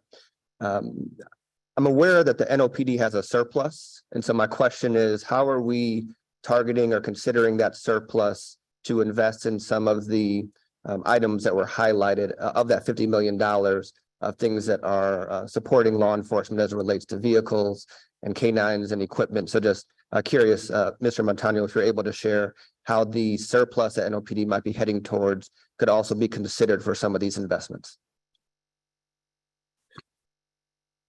Would you like me to? Yeah, please. Can you pull up by chance, the NOPD? I need to see what the surplus there. You're talking about the budget reports given today? No, I think what, and I'm gonna speak for him, but I think what Mr. Snowden is referring to is, remember last year, NOPD ran significant surplus. And I think what he's asking is, given the fact that NOPD ran $50-70 million surplus, is essentially what the city's asking to do, to take that money to invest back in NOPD. And if there's other funds available for social services, using that funding for housing, social justice, other economic development. Is that a fair way to frame it? He said. Sure. I think I understand the question. Yeah. And this is where we made a significant difference with the way we did the previous budget and then this budget. We did budget to actuals this most recent year. So if you look at the police's budget number right now, they're actually running a deficit. The reason they're running a deficit is because at some point we're going to have to reconcile them. So they're not going to run a surplus this year. We designed it that way. We wanted to use that money in other ways. I think right now they're trending to have a $8.8 million deficit. So there's not a surplus. And that was by design how we did it. We knew at quarter 3, 4, depending on where they were, we would have to reconcile those numbers. So I think that answers the question. There is no longer surplus within NOPD. Well, I think what Will's asking though, Gilbert, is from last year, in the 2022 budget, they ran a surplus. So in other words, the 50 million, 60 million, 70 million, whatever the right number is from 2022, is that money, which is part of a fund balance, then being used for these equipment items that are identified in item number 12? Or is that a separate source of money? Correct. So yeah, that is part of what rolled into in previous years, the overall quote unquote fund balance. And that is what's being used. Okay. Yes. All right. There you go. All right. Nelly, you're up next. And then Mr. Aguilar. Good morning and thank you. I'm Nellie Katzen, Executive Director of the Committee for a Better New Orleans. You all know me. I have similar concerns and questions as Maxwell, and so I won't rehash those here. But I will say that CBNO has been working to educate folks about the budget process for a decade. And when I took on this role 2 years ago, one of the key tensions in this role is, do we plug people into the existing process, knowing that the existing process very often isn't built to hear people's voice? Or do we try to change the process? By and large, we have chosen to be a good faith partner to the city and to this body in helping to bridge the gap and get folks to understand really where this money is going, because it's public money. It's all of our money. And the process for the American Rescue Plan has left a lot to be desired on that front. And the process for the other fund balance, I think, continues to leave a lot to be desired. As always, CBNO is here to help educate folks about what's actually going on. But we do need more clarity on what that is from our partners here in this building. We'd love to see more transparency, more clarity, and if we're going to follow the process that is laid out by decision makers, we hope that decision makers will also follow that process. Otherwise, we lose faith in the community and we lose trust, which is really what we're hoping to bring to you all. So thank you very much. Thank you. I'll take a minute then, Nellie, on that for a PSA before we get to Aguilar about there will be my charter amendment to start the budget process earlier. And so, yeah, right. So I just think, again, in the effort to try and talk about and educate and not forget that starting in early November and trying to pass a budget by the end of November leads to the public being less engaged in a rush, as opposed to starting in October, which the administration has agreed to, the public has asked for, the council would also want is to make sure we're all working together to get information disseminated earlier and to have more discussion. All right, so Rocio Aguilar, last speaker. Sorry, Ms. Aguilar. And then I noticed you and Nellie both had both 12 and 13, so I'll put your cards back at 13 too. Bueno, escuchando todo lo, mucho gusto, hola. Doing good to see y'all. Escuchando todo lo que, las respuestas, las preguntas de mis compañeros también, Hearing everything, the responses from all my y coworkers. como ellos hemos estado trabajando durante los últimos años también para hacerles saber a ustedes cuáles son las verdaderas necesidades de los trabajadores en Nueva Orleans. Just like them, to let you all know what are the true needs for the workers of New Orleans. Yo creo que seguimos enfatizando y esperando respuestas más claras o reportes más claros y I transparentes. think we continue making an emphasis of wanting to have reports more clearly. Es bastante molesto la forma en como venimos a este lugar, no recibimos las respuestas o las aclaraciones que la comunidad de verdad está esperando de parte de nosotros como representantes de muchos. It's bothersome to come to this place and not receive the responses that we're here to receive as a representation of organizations that represent a lot of people. A month ago, Vinimos y presentamos una propuesta haciéndoles saber a ustedes cómo podríamos usar el dinero de ARPA para ayudar a estos trabajadores y came here familias. to present a plan to how that money from ARPA could be used to help those people and their families. Y es bastante decepcionante escuchar, ¿verdad? And it's Que no hay very, claridad de dónde está ese dinero. and it's very deceiving to hear that there isn't a clarity where that money is and how that money is being used. Quería decir muchísimas otras cosas más, pero creo que ya mis compañeros también lo han mencionado, ¿verdad? La falta de transparencia, la falta de ser claros con los reportes también. Es importante para que la comunidad pueda participar y hacerles saber a ustedes las verdaderas necesidades. I wanted to say a lot of things, but a lot of my coworkers said them already, such as the lack of transparency and the lack of responses that we can give to the community about everything that's going on. No nos decepcionen, ustedes están acá para apoyar a las personas que de verdad lo necesitan, a esos trabajadores esenciales y que han mantenido a Nueva Orleans de pie Don't una deceive y us. una y otra vez. You are the people that's up here to support and help us, the people that are the workers of New Orleans that have maintained the city up and upright time and time again. That's enough. Thank you. Thank you very much. We appreciate it. All right. So we're gonna park. Go ahead, Mr. Montagne. No, just wanted to make sure that maybe perhaps for the clarity of reasons at the next month or next week or whenever we can have a presentation more specific to the fund balance number, more specific to ARPA and what we did on that first round. And we'll have some draft financial statements that will help us get there. But we'll wait for you all if you'd like that, number one, or two, to schedule it. Would also be willing to be able to show that from a little bit more presentational factor, because right now there's a lot of accounting terms and abstract conversations happening. So if you give us a little bit of time, let us put a presentation together now that we have some draft financial statements to better highlight those questions specific to fund balance, unassigned, assigned, reserve, and everything of the sort. So we'll defer to you all if that would be okay. That'd be great. We would appreciate that. And then I guess just let us know the timeline that you feel. I don't want to push you to a date. I'd rather make sure that the presentation's in great shape. And then when the CAO's office feels the presentation's ready to go, then we'll similarly align to have a public meeting on that. Okay. All right. So we'll park number 12 for right now, pending that further discussion. We'll move to item number 13.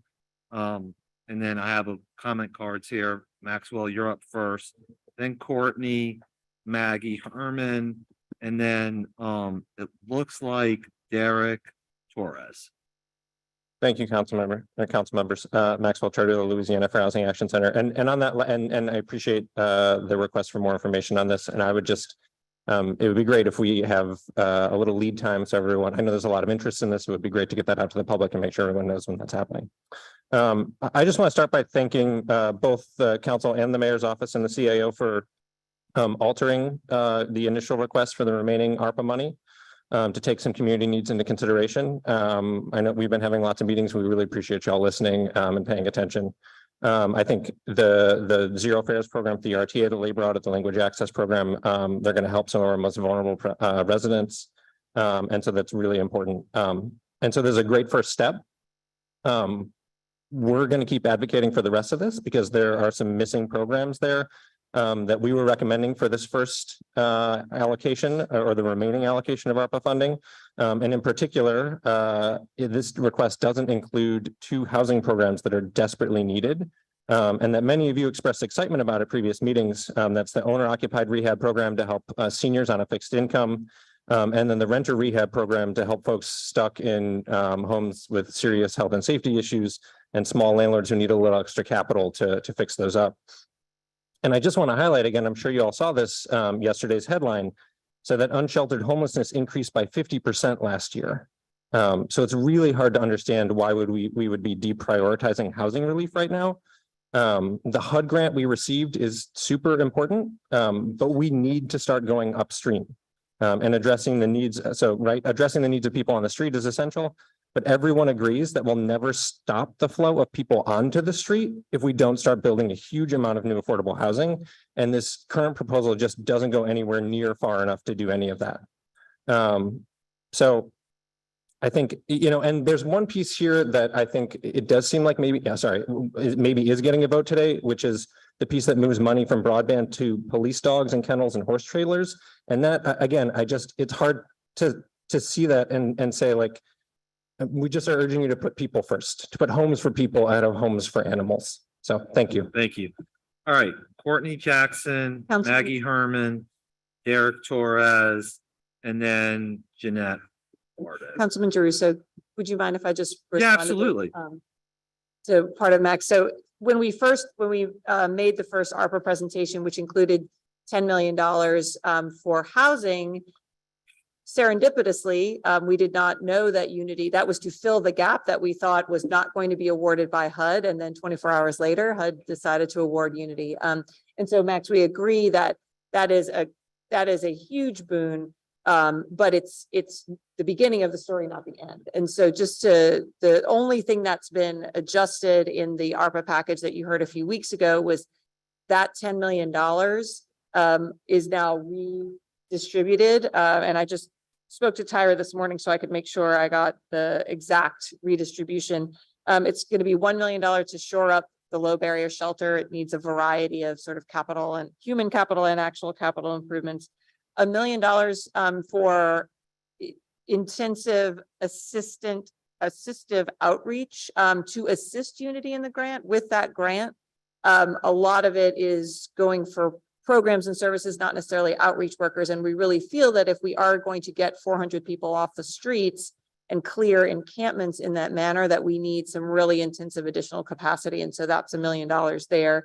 And then $8 million for gap financing for development projects that OCD has in the pipeline, but need, because of rising costs, because of, all the challenges that everyone's facing, need some help to get over the finish line. And so when I talked to Tyra this morning, with that 8 million, she estimates that will translate into getting projects that would have 600 to 700 units, new construction, online.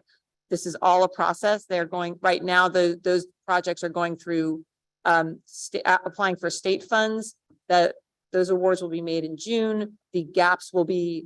We have estimated gaps, but they'll be more apparent there. And then a NOFO will be released with that additional 8 million. So not immediate tomorrow, but by the end of this year, that's got the potential to really get some transformative projects started. So I just wanted to update.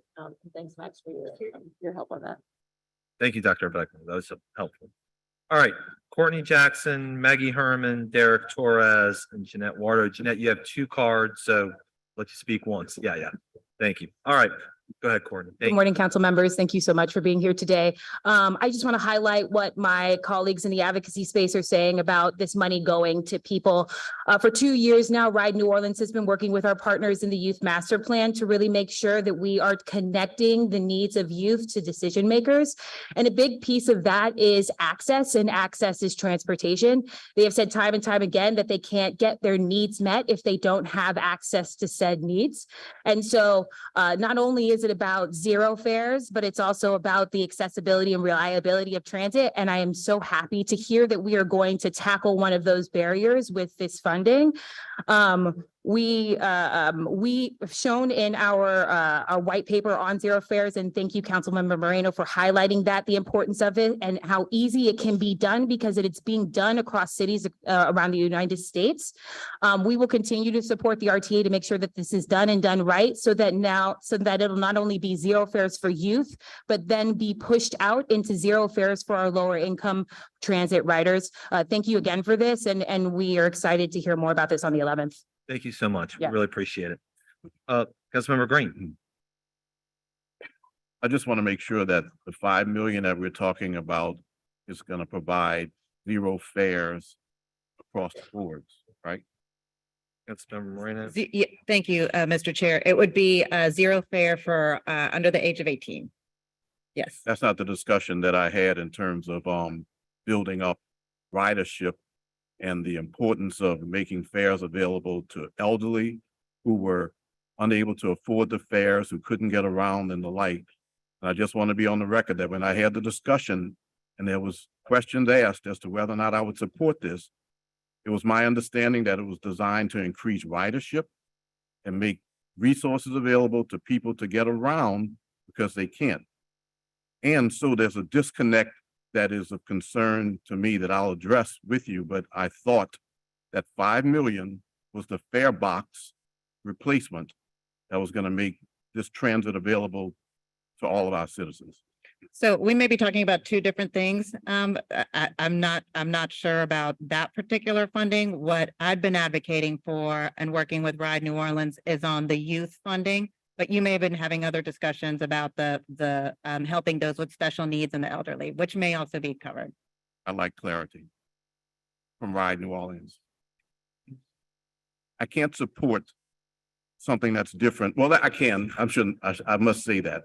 The $5 million, from what I understood, and I'm concerned about that, was to make public transit available, to then try to increase ridership because more people would use the transit if it were free, so that we could potentially qualify for additional funding in the future based on that increased ridership, but we could also get people more inclined to want to use public transit. So maybe you could clarify with me. Or maybe you can, or maybe you can't. I would like, I'm available because that's a very important change versus the discussion that I had when I invited people to come to the office. Absolutely heard Councilmember King, and thankfully that, Green. sorry, excuse me, Green, apologies, sorry. Sorry. And thankfully I have a meeting set up with Councilmember Moreno to discuss this, because transparency is key and clarity is key. And we want to make sure that we're going to be having this amazing thing happen for youth, and that it can then be built out for everybody. But we also have to make sure as we're doing this, that we're not hurting the RTA. Because at the end of the day, if the RTA gets hit with any sort of financial cost, riders end up getting hurt. So we're going to make sure we're doing this right. We're going to continue the conversation and make sure that we can first, I think the zero fares for youth be the topic of discussion, and then build out. The goal is zero fares across the board. That is a ride goal, and it will continue to be a goal. What was the fare box for RTA last year? Back of the envelope will say for zero fares for youth would be around $500,000, between $450,000 and $500,000 to make this happen. Again, we need the RTA to do the study so that they can clearly say what they can do and not do. I don't think it would be appropriate for us to put a number on here without the RTA present. What was the fare box last year citywide for RTA? At the top of my head, I couldn't give that to you right now, but I can be sure to email it to you and your staff. I was given a number. I'd like to have clarity on that number. So I think we're talking about two different things, Sarah Moschel Rivera. We're talking $5 million, right? Yeah, so the number you're talking about for the law, for the, I don't know what you're talking. I'm talking Yeah. about the half a million is what I'm, It's being proposed on Thursday. so there are two different things. So what we talked about in our meeting, what we requested was $5 million for zero fare transit, and that is to cover a lot of people. So we said everybody. The 500,000 is for youth. That is a different part of this, but it all has to go to RTA. And what we were talking about last year, the fare box that you're talking about is, I think it was 5.75 million. They down from 11 million because they lost ridership. That's what we're talking about. So it's two different things, but it's all going to RTA. And it's all to increase ridership. Yes, that's the outcome. The outcome is to increase ridership, especially because if people can access it with zero fares, then they'd be able to ride more. So there's not a change. Maybe I haven't seen the ordinance. What's being proposed for Thursday? So CAO? Mr.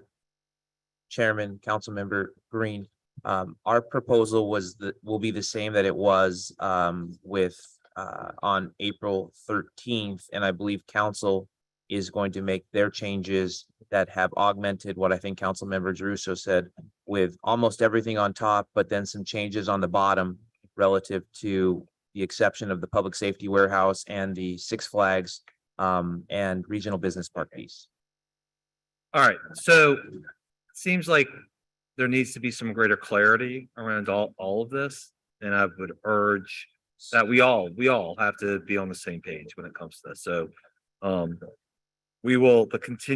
of us will continue to work. Okay, all right, Ms. Herman, you're up next.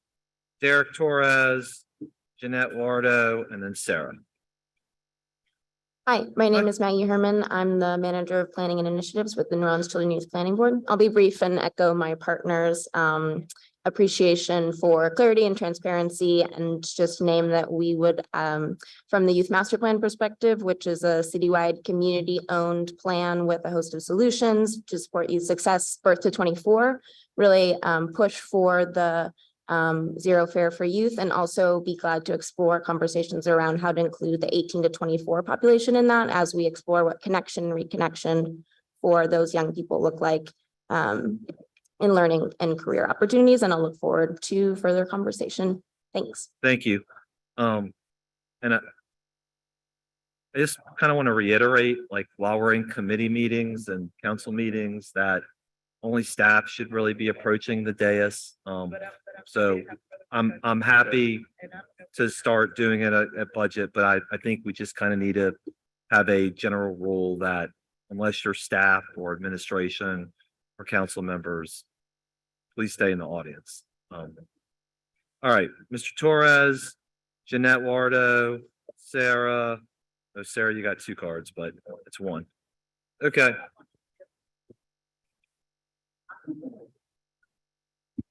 Hello, good morning. Good My morning. name is Derek Mejia Torres. I am Alice student organizer, 3612 Bank Street, New Orleans, 70119. And I also graduated from high school, International High School, New Orleans in 2020. I'm currently at Wake Forest University. So I just want to give my perspective as a student, as a youth of New Orleans. And it is crucial that these funds are allocated properly in the New Orleans community. And to achieve this, we must listen to the community and the organizations where these resources are needed the most. The use of these funds will determine the impact in our community, and it is our duty to ensure that the impact is positive. There are two main aspects that I want to touch on, where the community believes that these funds should be allocated that will impact significantly the residents of New Orleans. And the first one is affordable housing. So we are living in a period where the wages are extremely low, the expense and to rent or buy a house in New Orleans is very high, even in the state. It is impossible to think that families who make the minimum wage can continue living in Orleans Parish. This causes displacement, voluntary or involuntarily, because Our families cannot keep up with the high payments that are required to continue living here. It also hinders social mobility and economic mobility, because as a parent, how are you going to tell your child that kid will not pursue their dreams because they don't have money to go to college? The second one is food security. And when all these disasters occur here in New Orleans, or even in our 30 day-to-day seconds. lives, food banks and related organizations have limited capacity in their inventory, which prevents them from serving to the best of their ability our communities in New Orleans.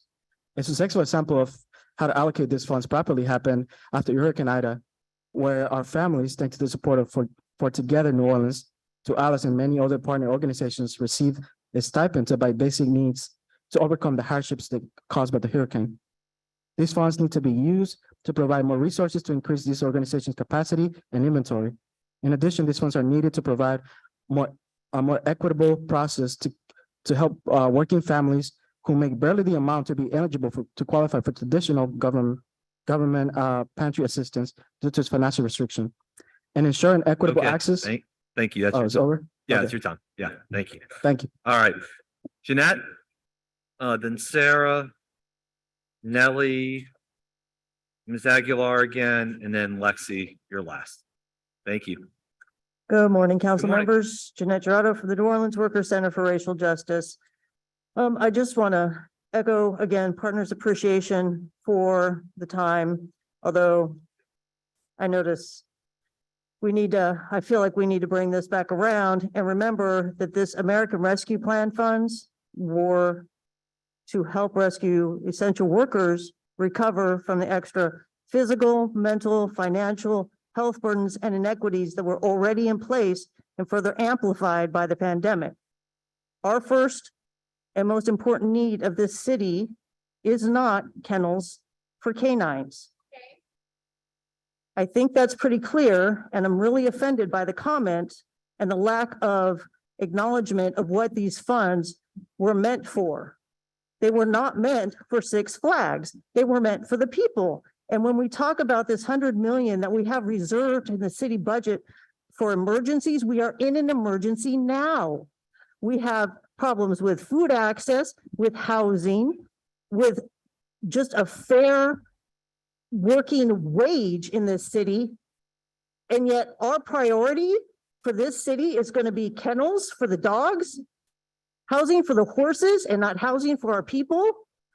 Like the transparency issue, it is not confusing to us, the funding and the issues of where the money are going. What is confusing is that the CAO continues to 30 seconds. fail and give us an accurate accounting and audit of where the money has gone, where it is intended to be going, and not this amorphous idea of like, well, we've got this inbox and this outbox. No, we understand the accounting principles. What we need is an accounting of where the money is gone and where it's intended to be going. We are asking the city council just to do two things today. First, use the remaining 54 money of ARPA funds to fully fund community priorities. Okay, that's your time. And hang on, both Councilmember Thomas and Mr. Montano want to respond. One thing about when you have money, everybody has an opinion of how it ought to be used, who ought to get it, and where it ought to go.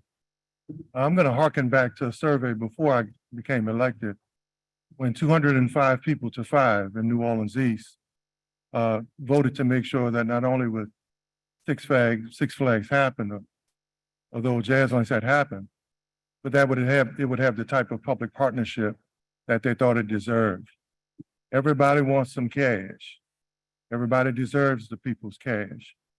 But to take it away from one of the oldest, strongest African-American communities in this country, one that I come from, I could probably fill up this room with 300 or 400 people from that community who would differ with what we just heard. It's okay to have an opinion. It's okay for everybody to want their organization or their nonprofit or their effort to be funded. But it's not okay to take from historical African-American communities just because we have different ideas of how it ought to be spent. If we're going to walk down that road, let's walk down it. But I don't think that's a road we want to walk down. And to the speaker, I heard your comments. I'm very curious what specific question you have that you don't have clarity to specifically, because as I've mentioned, there is pieces to this whole dynamic relative to the fund balance, but I would love you to unpack specifically what questions that you have.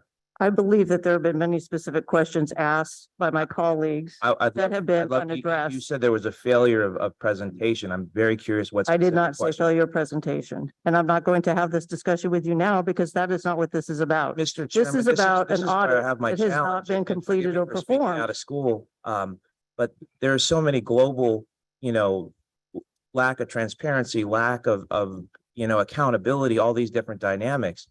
We are doing our absolute best. And if you look at our reports each month, I mean, that is like soup to nuts, every piece of our dollars for how we spend their money, where it goes and which way we do it. It has a fund balance report, everything of the sort. The conceptual piece we're trying to explain. I know it gets a little abstract, but any kind of, Wait. We're not gonna yell and I'm sorry. and I just, that's the reason I'd love to hear. Right, hey, hang on. This is, we do not even have a voting item today on this. We are trying to discuss how we're gonna work together. We are trying to discuss because, wait, hang on. You'll have your 2 minutes, okay? We are trying to discuss how we're gonna use this money. The end of the bottom line is when governments spend money, there's always gonna be disagreement. People are gonna think housing should be a priority. People are going to think social justice programs are going to be a priority. People are going to think construction should be a priority. People are going to think health should be a priority. People are going to think catch basins should be a priority. So it's about trying to mix and match the priorities as best as we possibly can. And at the end of the day, if everybody's probably a little unhappy with us, then we probably got to a fairly good place because there's no way everybody's going to be happy with how the money's spent. It's not. It's just, that's the reality. And so I want to say this, I appreciate the back and forth that we're getting because it means that people are passionate and they care. And that what we collectively want to do is make sure that everybody understands the dollars, where they are. That's why we're pressing pause today on items 12 and 13. And then we're going to come back and have a discussion about what we're going to do and our continued work on this last ARPA tranche to make sure that money that had initially been proposed for a number of city initiatives are being pulled out directly as a result of what the stakeholders who are here today have asked for. All right. Okay, let's keep on going with. If it's okay, I'd actually like to respond to Very quick. Councilmember Thomas. Because I think that everybody, as he's spoken, is correct. We're all going to have different opinions about where money needs to go. And we obviously, especially myself, do not want to take away from any community because I believe New Orleans East matters, the economy matters, and the people matter.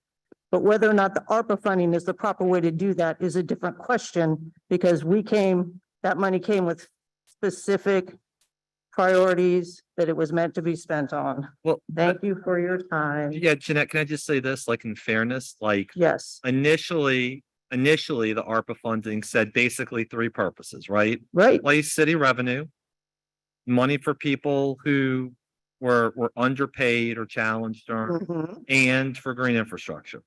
That has expanded to about 100 different city services since the money was first allocated. So I'm just saying you are correct that one of the areas is the one you've identified, but also in fairness, the government initially spoke to two other areas and then also has now been expanded to many others. So again, I think we're in it. I think we are agreeing.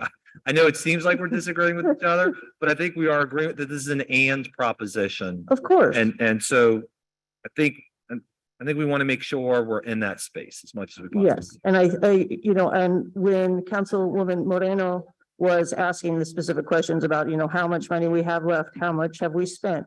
Those are really basic questions that we Agreed. just need to address. And that's why we're parking these today and we'll come back and have a discussion. Thank you. Thank you. All right, Sarah, and then Sarah, you got two, but one card, Nellie, Ms. Aguilar, and then Lexi to round us out. Hello, everybody. Good morning. I know it's been a little bit of a wild one. So the first thing that I would like to say is I really like to parrot what, actually, I'm gonna go back and say something different. All right. So on this transparency piece of things. So when I was a teacher, I learned that if most of the class doesn't understand, it's actually my fault. And so if most of your class fails, it's actually your fault and you have to do something different. So I think when people are saying there's a lack of transparency, we do not understand what's going on. There are very many people who are saying that both on that side of this plexiglass and this side, right? It is not 100% clear. So I am very excited about the changes that Councilmember Giarrusso is going to make to budget timing, but I do also think process is super important. The process and the transparency is everything. We have to have something better. It has to be clearer. And as a person who, I'll just be very open and vulnerable with folks right now, I am not good at money. This is terrible. Whatever. So it has to be clearer for people. And I'm an overeducated person, don't understand this all the way. But what I do know is that people really want to know where the money is going and how it's actually going to affect their lives. I would like to then move on and parrot what CA Montano noted about ARPA being for our highest, most important needs. Our highest, most important needs are actually for the people of New Orleans. It's for our most vulnerable folks. It's for our elderly. It's for our community. It's for our youth.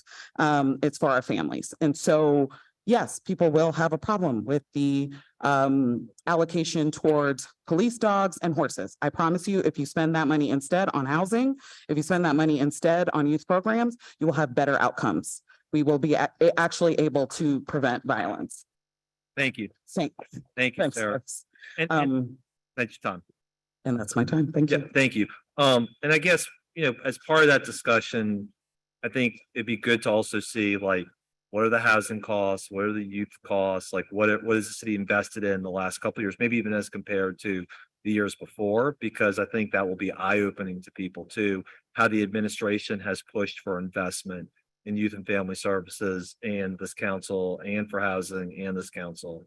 Like, for example, without taking great liberty, eviction council is something that probably 4 or 5 years ago, people weren't talking about, and now there has been an investment in that. All right, so Nellie, Lucia Aguilar, and then Lexi Peterson-Bird. This is the most exciting budget committee meeting. Wow. Thanks, Nellie Katzen, again, Executive Director of the Committee for a Better New Orleans. We help people understand what goes on here to drive positive change. We do that exactly for this reason, to help empower community voices to come together and express their priorities for public money, especially public money with as much symbolic significance as this one. The American Rescue Plan, intended to help Americans recover from the pandemic. This body in 2021 signed a resolution. I will skip the whereases, which talk about all the facts of the pandemic that you already know, that it disproportionately impacted people and created a lot of challenges. But I'll read the first "be it resolved" line. As soon as my phone cooperates, the city of New Orleans declares that in utilizing ARP funds, priority shall be given to the following: supporting economic recovery with all special emphasis, for all with special emphasis to aiding those on the lower end of the wage scale, improving public health and safety, supporting local businesses and workforce development, increasing access to and improving the quality of public education, improving equity outcomes, and supporting the housing needs of our community. I do have a survey to prove, but you don't need a survey to prove that housing and job security and paying bills are the biggest issues impacting folks in the wake of the pandemic. I am really encouraged by the consideration of this body to look at other uses for American Rescue Plans, especially those that invest in preventing the root causes of crime. And I think we could continue to have a better balance. I express my support for housing and for a much better process, and to doing what we said we would do. Thanks. Thank you, Nellie. All right, Ms. Aguilar, no, you're fine. Okay, just want to make sure we get that on the record. Thank you very much. All right, then I have one more card related to this item and one more to the budget reports. Lexi, you're up. Thank you very much. And then I'll make a comment to close this out, and then we'll get to the last public speaker. Lexi Peterson-Bird, I am one of the co-executive directors of the New Orleans Worker Center for Racial Justice. I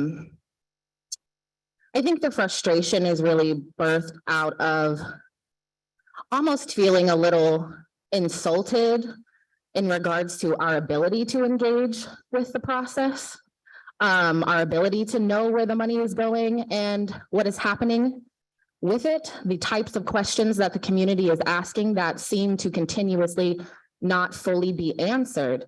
And Mr. Montano, I think where it becomes difficult, and I think why personally I get so passionate, is because processes and information is abstract, which is a term that I heard multiple times today you use, because you allow them to be abstract. If you hold the information, if you can provide budget, audit, projections, fund balance projections, consistent ARPA money updates, project spending, financial sheets, if you have the ability to do that, and the public is still saying that we don't understand or we don't know what's happening, and when we come into council chambers, the excuse is that the process is abstract. That creates a disconnect that the person in power, the person that holds the knowledge and the information, is creating. And that is a large, large problem.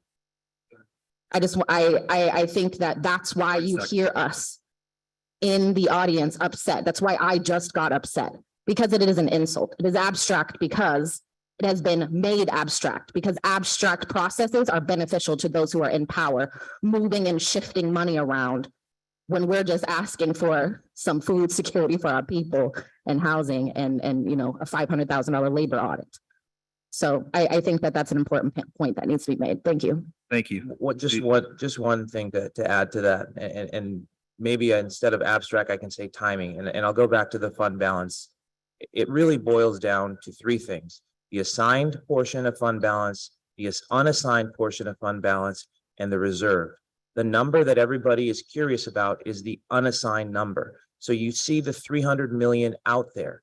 Much of that 300 million is assigned, meaning it's for something else. The reason we don't have clarity on what the unassigned portion is because a lot of those bills, those POs and those invoices has not been closed out. So I can't say with certainty what is the unassigned portion. And that is the number that is available to be used unless we unassign the assigned portion of it. It's not a time, part of it is timing, but part of it is also by what it is. I don't know if that helps in any sort of way, but as I mentioned to the chair, I talked with our CFO to try to address a little bit more clarity into this, but it gets a little confusing between there's a number, but then much of that has already been spoken for in the assigned category. The unassigned portion is the number that we don't know that we are waiting for in July. The only unassigned number we have is from the previous audit, which was $93 million.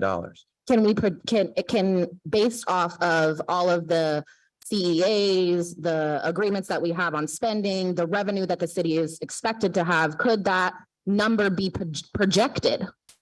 And I'll try to answer that. The reason you can't be projected with certainty is because when we did tranche one, remember, we used it for lost revenue. So we put it into police and fire and then redistributed it to all the other city services. So what you see in the reports here, both on the personnel and the other operating, we do project where we're at. And the red pieces on the spreadsheets are where we're running deficits. We are going to use that same assigned portion to fill that lost revenue category like we planned in the original piece of it. So the short answer is our projection is what you see in these reports on the year-end side. That's what we'll use the assigned portion for. And that was always the intention, for us to use that first batch of lost revenue to carry us forward for the next 3 years until our actual full revenue picture basically matched. Okay. And then I also think this will go to our discussion at some point in May before there is voting on some of these items. So that way people can understand, to your point. Yeah, I think it's really just, I don't expect a projection, and I don't think anyone in the community does, a projection to be absolute, right? I think just having very clear, concise, specific projections for each different fund balance, reserved, unreserved, ARPA, where it went in the first tranche, how it can be used in the second tranche, all of those things, having a very concise amount and why that amount was projected, either to be what is left or what is spent, or even what is in a deficit, would make this a lot more clear to the folks who are continuously asking for those same things. I think over the past 2 years of these conversations, these ARPA conversations, we have been asking for specifically that over and over and over again. Got it. Okay, thank you. So this is what I say, we'll have that discussion coming up. I know you may want to dust off the ARPA dashboard again to answer some of these questions, even though I know you've made that public. This is the one thing, though, I want to make sure we walk out of here with an sort of an understanding about, which is items 12 and 13. Obviously, 12 has been deferred, 13 was a robust discussion, but that on the 11th, we're going to move forward with filing at least something that has support Thrive Kids, workforce development, expand healthy neighborhood, community-based violence intervention, pocket parks, gun safety, financial stability.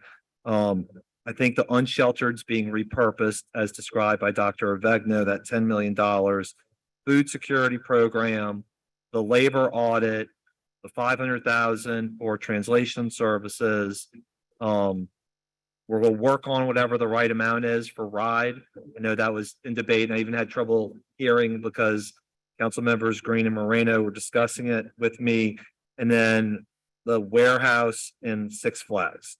And then there will be the discussion in a broader sense about the categorization of all of the money. And then we'll come back and also deal with items 12 and 13 at the appropriate time. Everybody good with that?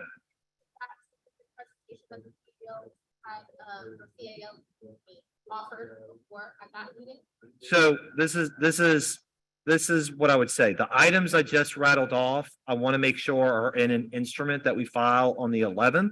We won't vote on that until the 25th. But I mean, I don't want to hold up mental health care because we're fighting about things at the margins potentially.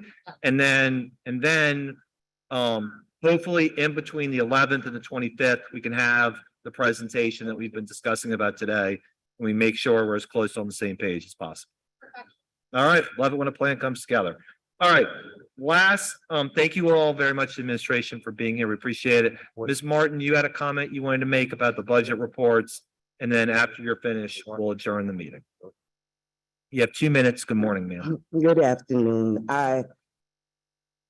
Overall, I think Sarah, because I sat here and I'm here, I have to say, as a citizen.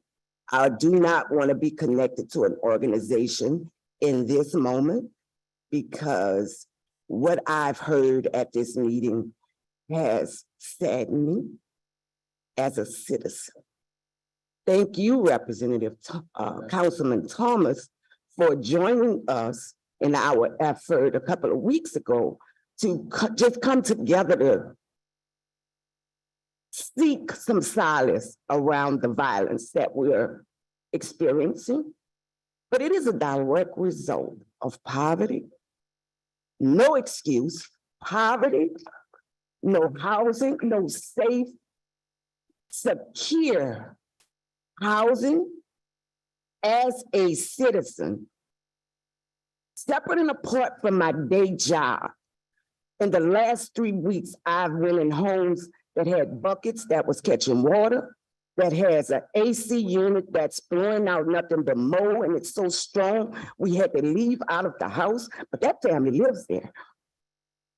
In a home where the front door was nailed shut because that's the only way it would close. And those are the things that I see daily. 30 seconds. Right? And it won't take 30 seconds or 30 years for us to do the right thing. And sometimes that's all that's needed.